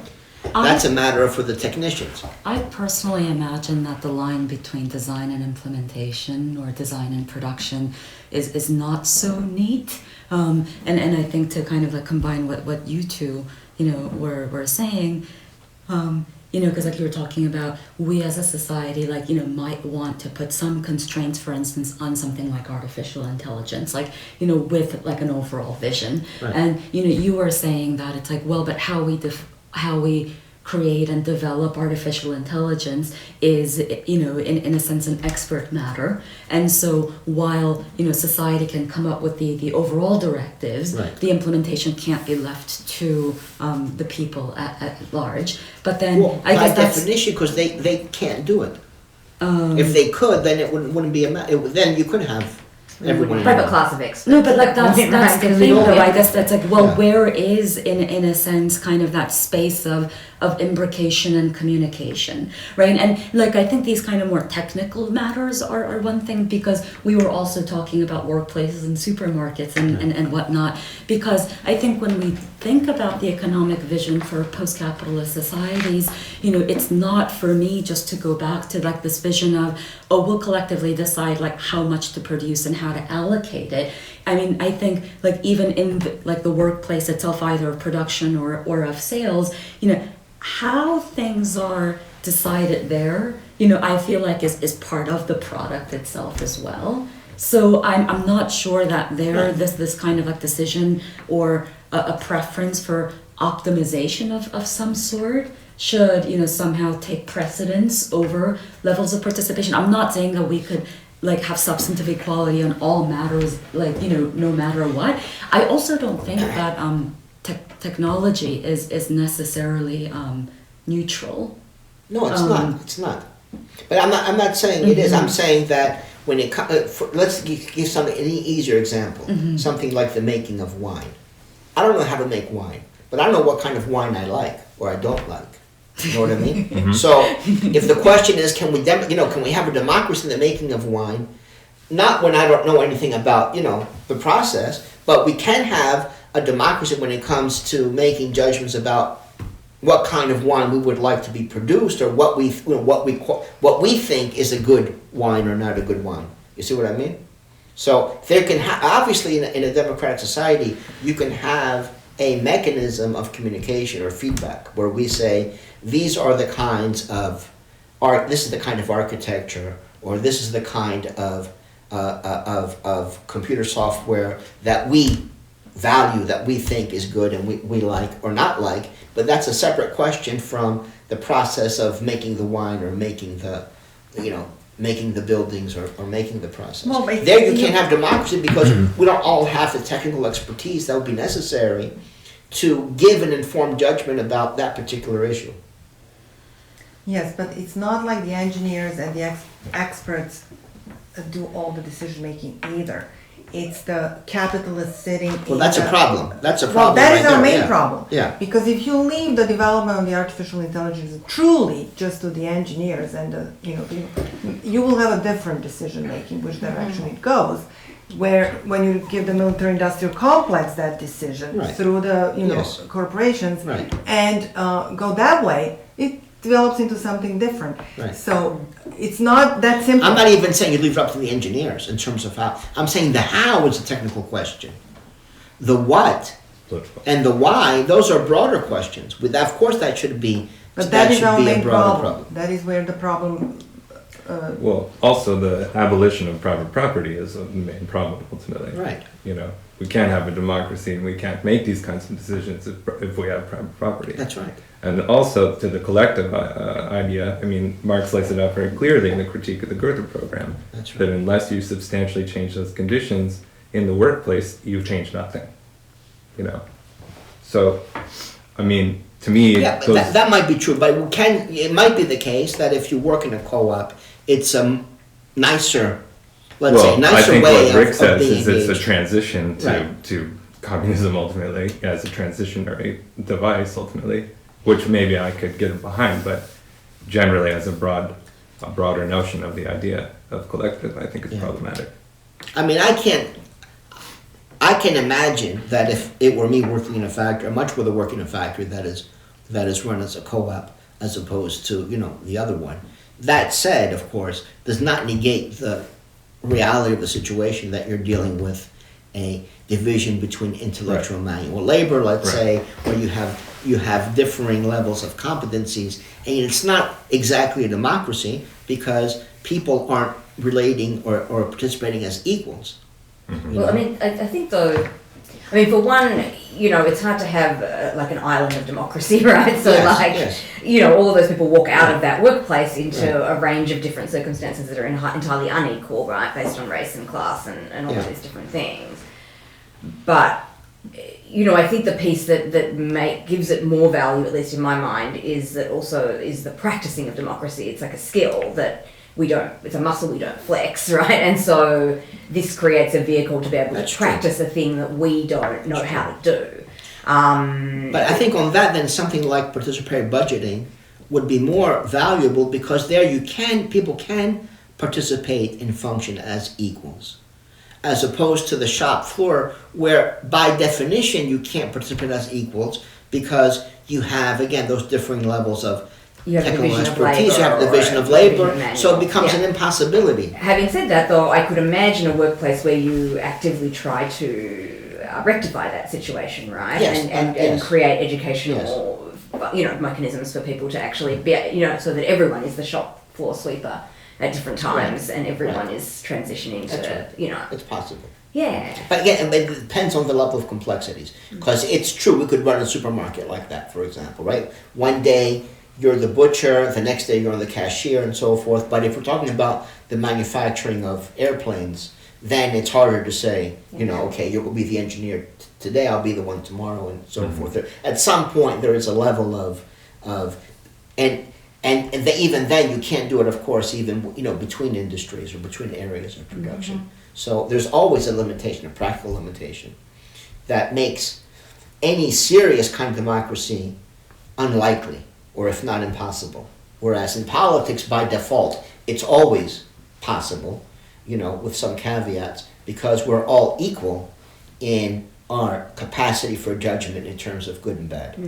Although, do you not think there's also I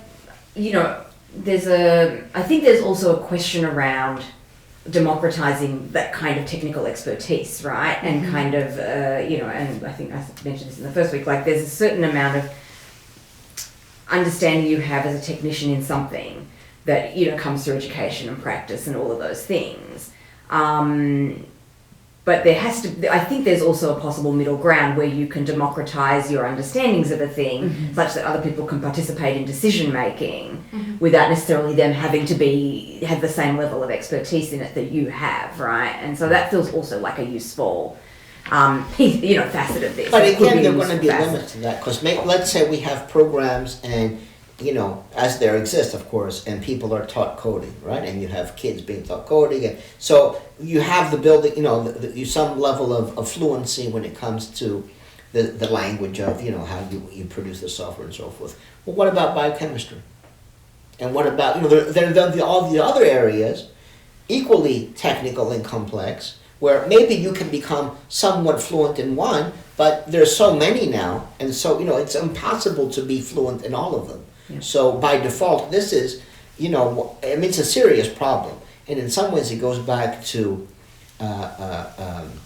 Roberto Michel's, in his famous book, Political Parties, where he talks about the iron law of oligarchy, where he says in any society, As society becomes more complex and bigger, there is an oligarchical tendency, because it's impossible for people to, not only the technical side, even the time side. How can you be well versed and engaged in all of these different areas, let's say, of activity and that exist in the society? So you will by default wind up having the various elites in these areas that make the decisions. But without being Pollyannish about it, like I also think there's a question of like how many of these things do we really need as a society, right? Like a whole bunch of these things have evolved out of a war economy and out of different things that make, like when you start to pare it back a little bit. The wants and needs. Yeah, like maybe it would become more feasible to like have greater levels of democracy and all of these And I think if we get rid of work, we won't need as many pills. we're not working as much we won't be overproducing, we won't be like, Yes, we just reverse the question and we say, okay, now our But role- again, that's the political question. The question that isn't to democratize the factories, it is to democratize politics, so we will be the ones to make the decisions, forget the work or close up the factories, or this is all the stuff that's superfluous. It's no longer a matter of private property, as you say, and we are the ones to decide what the good society is or how we think we should be living, as opposed to we're stuck in our private spheres and we leave it up to the capitalists or the capitalist state to make those kinds of I think, decisions. funnily enough, this like still leaves this same private-public distinction that I think we have been trying to combat, in the sense that even though we would be on the side of making democracy much more robust beyond these kind of anemic levels of like empty legal rights, but that politics, spatially at least, would still be demarcated off of the economic spaces, and that the decisions will be made in these distinctive spaces that will then be applied on the economic. That's not a public-private distinction. The distinction between, to use the old language, the mere life and the good life, the distinction between the production of goods and the process of constituting the community. That's a much older distinction. This is so before funny the 'cause, like, split between public and I private. was this close to maybe suggesting that you are sounding strangely Orentian, and I held back. But since you mentioned this, mere life and the good life, because I think one of the biggest points of criticism that people have, of her conception of the political, right, is that she divides, the realm of necessity from the right. The caveat would be the caveat I would make. I disagree with Arendt in saying that you can't include that in politics, because those are preconditions of politics.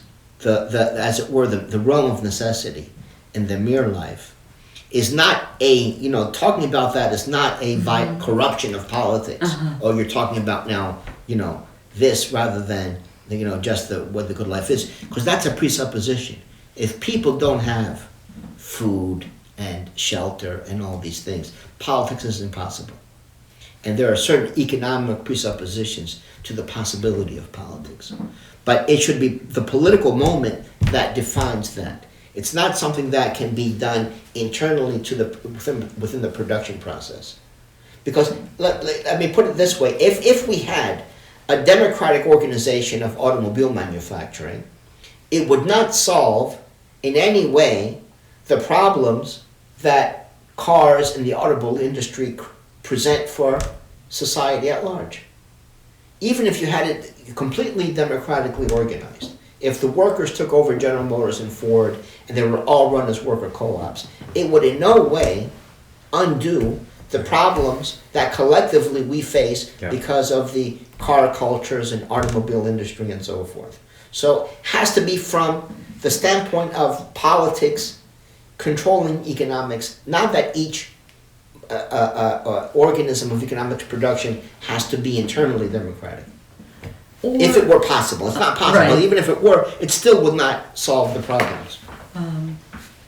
Or also to think about I mean, because they're, I think, establishing democracy just like, in a particular industry, apart from any type of like political connection with the polis at large would be insufficient, absolutely. But like, I think it would still be possible to tie the two together in ways that would make for and allow for more robust democratic practices. And I do think, like Marika was right in the sense that, for me, like, it would be a matter of deciding what our desideratum is, right? It's like, are we going to take the existing level of complexity, right, as a given, and then we work backwards? Or do we decide that it's like, no, we may need more democracy for, that sound like such a humanist, like, for fulfilling, like, human lives, and then work the other way around.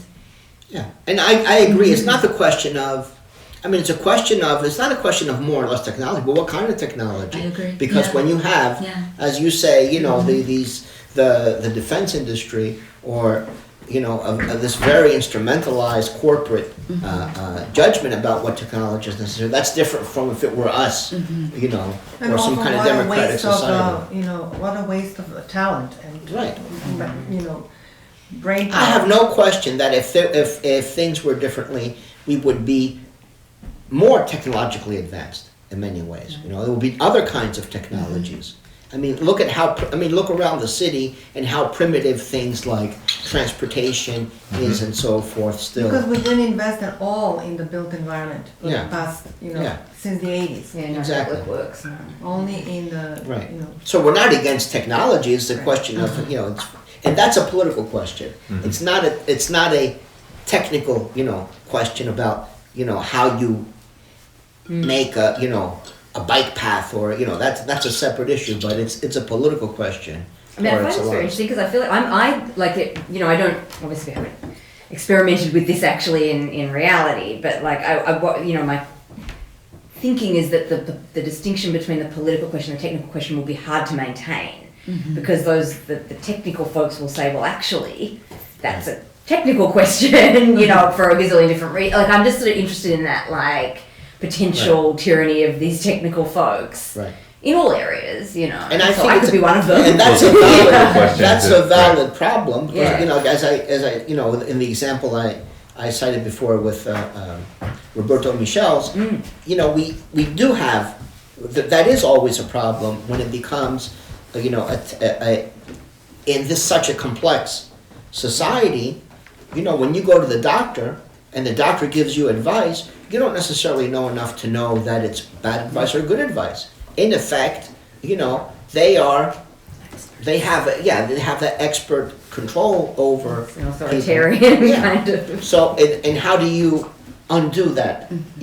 Is a very difficult question. But in a more general sense, we can have it that it's the political community that establishes the criteria and the goals and the broader structures, rather than we leave it to not only the experts, but their corporate overlords and the insurance, whatever it is, the pharmaceutical companies and the insurance companies. But for me, like the problem of the location of decision making still remains, because I think that in a sense, like the vision that you're pointing to offers a more centralized view of like where these decisions are taking place, and I would like to think of more dispersed and decentralized versions, and not like just as a point of fetishism. And I've been thinking about this also in relation even to the Green New Deal, because at least I think in the AOC and Markey version, there is at the very least a lot of lip service,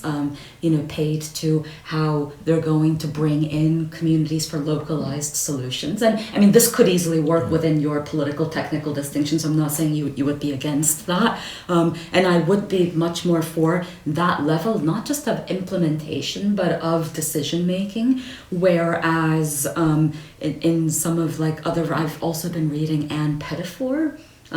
She's a British economist, and that was also part of the Jubilee campaign around third world sovereign debt issues, and her take, just going back to the old or the original New Deal, is much more about, it's oh, like we'll make these like big programs at the federal level. And I mean, it's like, I hate her example personally of this reforestation effort that apparently happened. And there was a work, like core that that was created, but it's like, it was so easy. It's like everyone, like all that anyone needed to like know was to how to dig a hole and plant trees, and like the federal government recruited, and it's like they just got hired, and I'm like, oh, that's not the type of vision that I want. I mean, it's just like something that I've been thinking about, so I'm offering it as just like an example, but This is super well thought out. I mean, it's like when you read Kropotkin and he has this idea that like we're all just gonna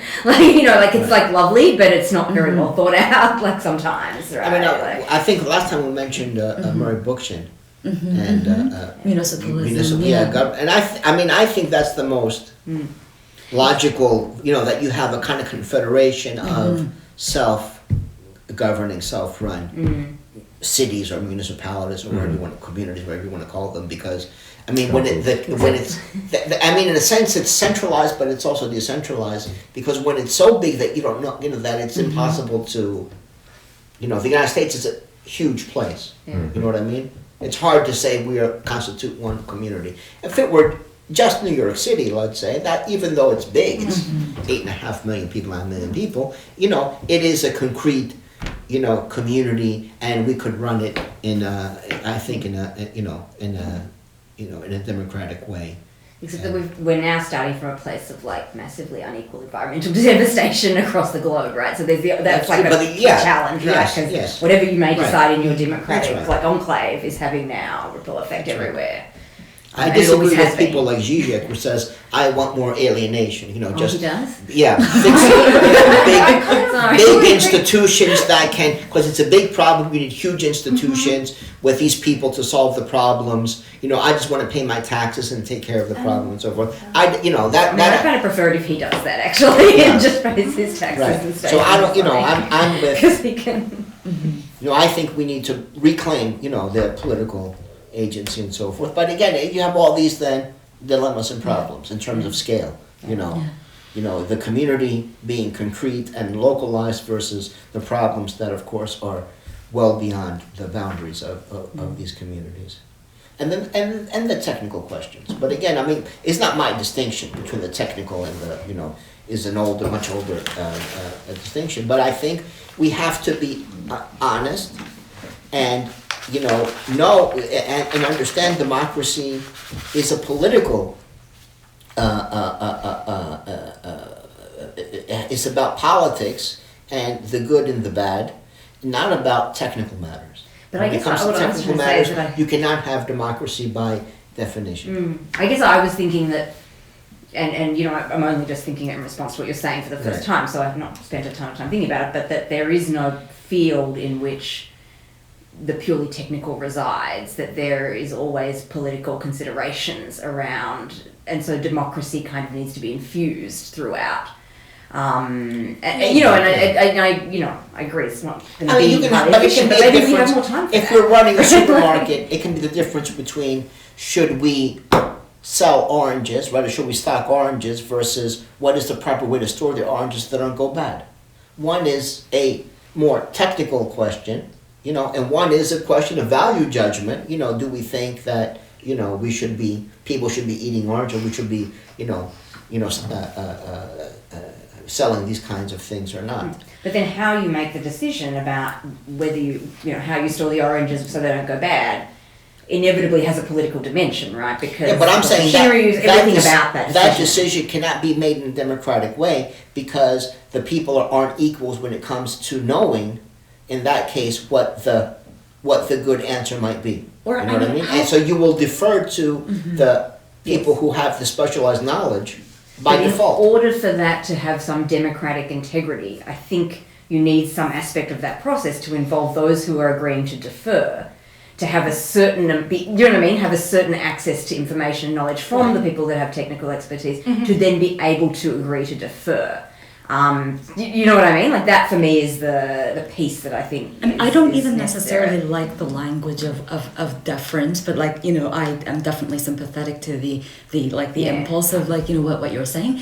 I mean, I also wonder, just at a larger societal level, kind of like, in a sense, like what types of, like also of like educational systems and like mode of associations that like, we might need in order for even like political democracy, like, to work. That's right. And if that is the case, I mean, is it also, because like we are almost kind of like presuming that not just in terms of social organization, but also epistemologically, that there will be like a separate sphere, that will be designated like to this, like, like this realm of expertise, and that like knowledge will be born there, and that it will subsequently be, applied. No, it's just certain kind, like Right, there's there's certain, Well, I mean, There's like certain technical. There are is certain what I mean. practical tasks that by default have but I agree more generally. Mm-hmm. And I mean the way that, not to use all the time the ancients as the model, but they asked the same questions, of course.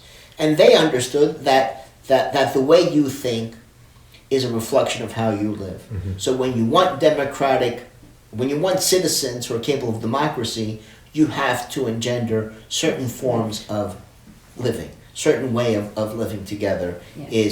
It lends itself to that. In other ways, take away from that. So certainly from the contemporary point of view, we would, for example, reduce the screens and the alienation that occurs through the mediation of screens, when it comes to our relations with other people. I mean, for you might example. even decide not to have screens, right? Right, There's no way to exactly. have screens Exactly. without That's what I'm highly saying. dangerous That's a mining political and question. It's not a technical question. We might get rid of suburbs as an alienating way of living that reduces the possibility of democracy. I was just like thinking about like the potential place of localized knowledge production, right? So for instance, like let's just go back to the supermarket example because that's at least a little tangible and I just had a Mandarin. But like what if like they are stored like, a certain way, right? Because like the supermarket is like laid a certain way, ventilation works a certain way, the sun comes in a certain way, Yes. right? And is it not possible that there can be kind of like, more forms of like indigenous knowledge production, like in that localized and concrete specific setting that could come from the people that are most intimately familiar with those conditions, right? Yes. And not something that, comes again from this like separate place of technical knowledge production that then simply needs to be applied. Right. And I think, this is a very small example, but I'm thinking of like how this may be true much more generally at the level of production.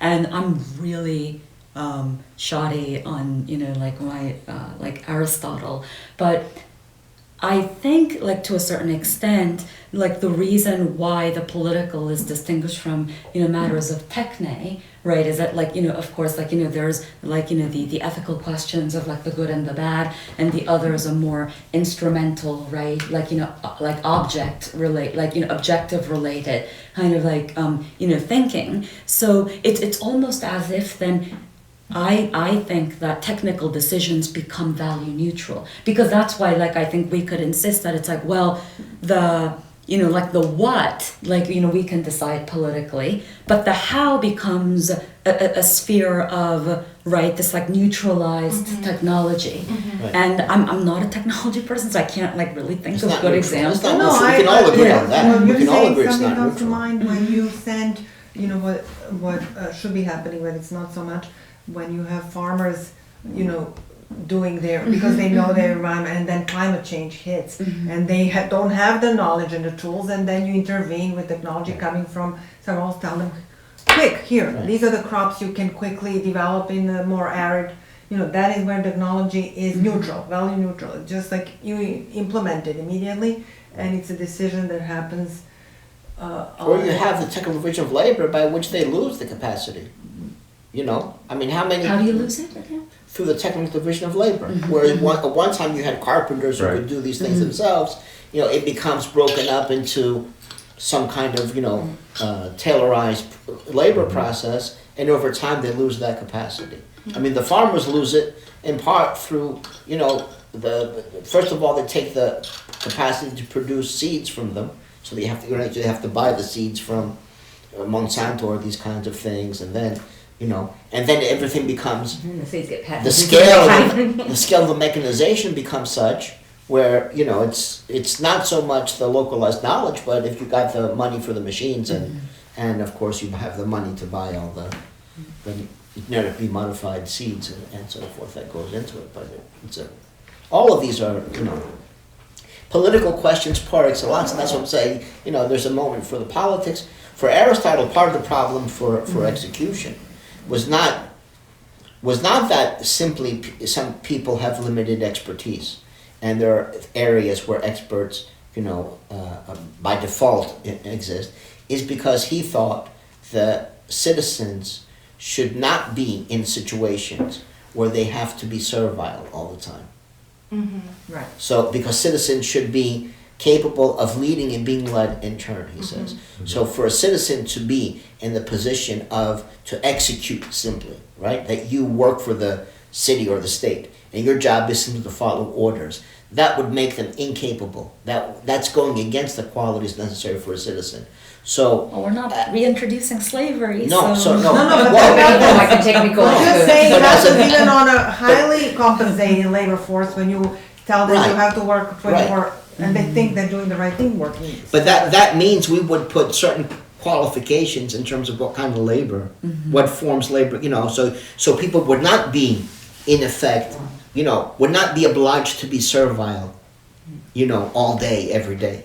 You know what I mean? There might be, obviously by default, at some point we have to, follow orders in various ways, but not that we are trained simply as, right, as servile. But again, that's not a question of how we, how you make a good engine, how you design a good engine. That's a question of how you organize production more generally, and the political values and goals that have to be embedded into these various organizations. So I don't know if in the end we'll disagree all that much, because there's not much to disagree with, saying that not everyone can design an airplane or can design a bridge, but Everybody should be a citizen, and that we should put emphasis on that. but every cook can govern, as it were. You know what I mean? Not everyone who governs can cook, but the opposite is always true. Right. So that's Yeah, I mean, at some point, the person who can design the whatever is going to design the whatever. Right. It's just a question of how much democracy you can create, so that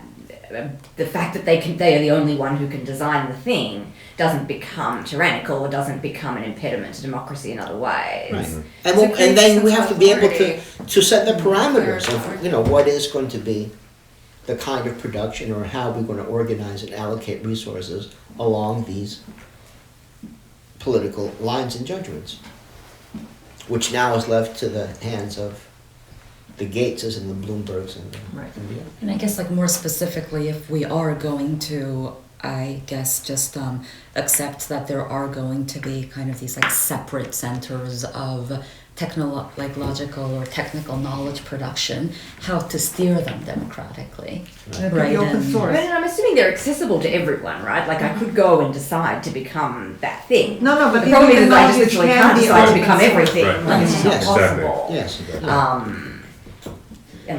No, but, like, I mean, literally in that's what you're terms gonna of, say. it's like right now, like in medicine, for instance, like, I think a lot of money, just because, like, that's where potential profits are, being, like, driven in the direction of, like, fighting cancer at terminal stages, as opposed to, like, trying to prevent it in earlier stages. And so, like, so the market's obviously shaping technology in a, in a certain way. So I simply meant that, well, like, if we do want to direct things, like more democratically in a robust way, like, how does it do it? Is it through, like, regulatory apparatuses? Right. Like you are kind of hinting at with artificial intelligence. I mean, yeah. And it's not through the market. No, Yeah, no, not certainly limited not. to private property. People should be left to die if they're sick, Yeah, because yeah. the market. Yes, and I believe that the only true way to save this planet is through open source. Like, okay, we share all the information. Whoever comes up with something, all right, immediately available.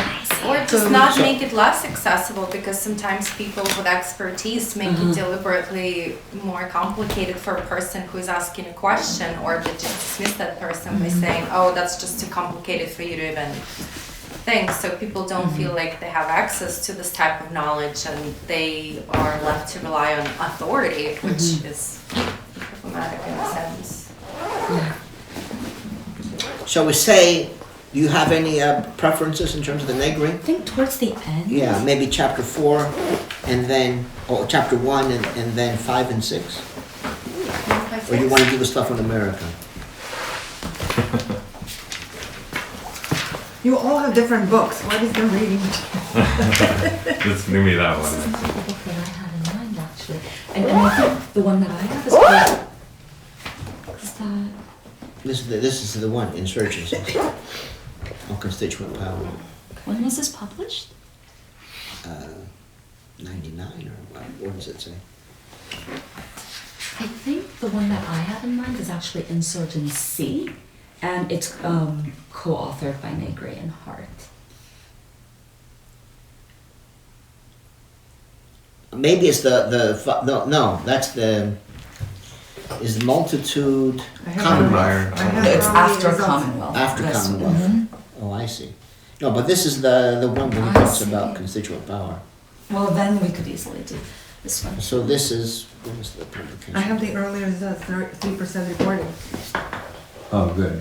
Who's winning? In Italian, it's Bernie? 92, Oh, but by a the lot. translation 3%. is 99. Let's see how it goes. Hopefully that way. So I think we should do, and Josh will send it out and Yeah. email Thank the you for link. sending. Okay. No We should do, problem. I think, chapter 1, chapter 5, and chapter 6, That's good, yeah. right? 1, 5, Constituent and power, the revolution, the constitution of labor, and communist desire in the dialectic restored. Oh, yeah. see the Sounds book. You good. should have I'll my put you email. on. Yeah. You have my email. Yeah. Okay. No problem.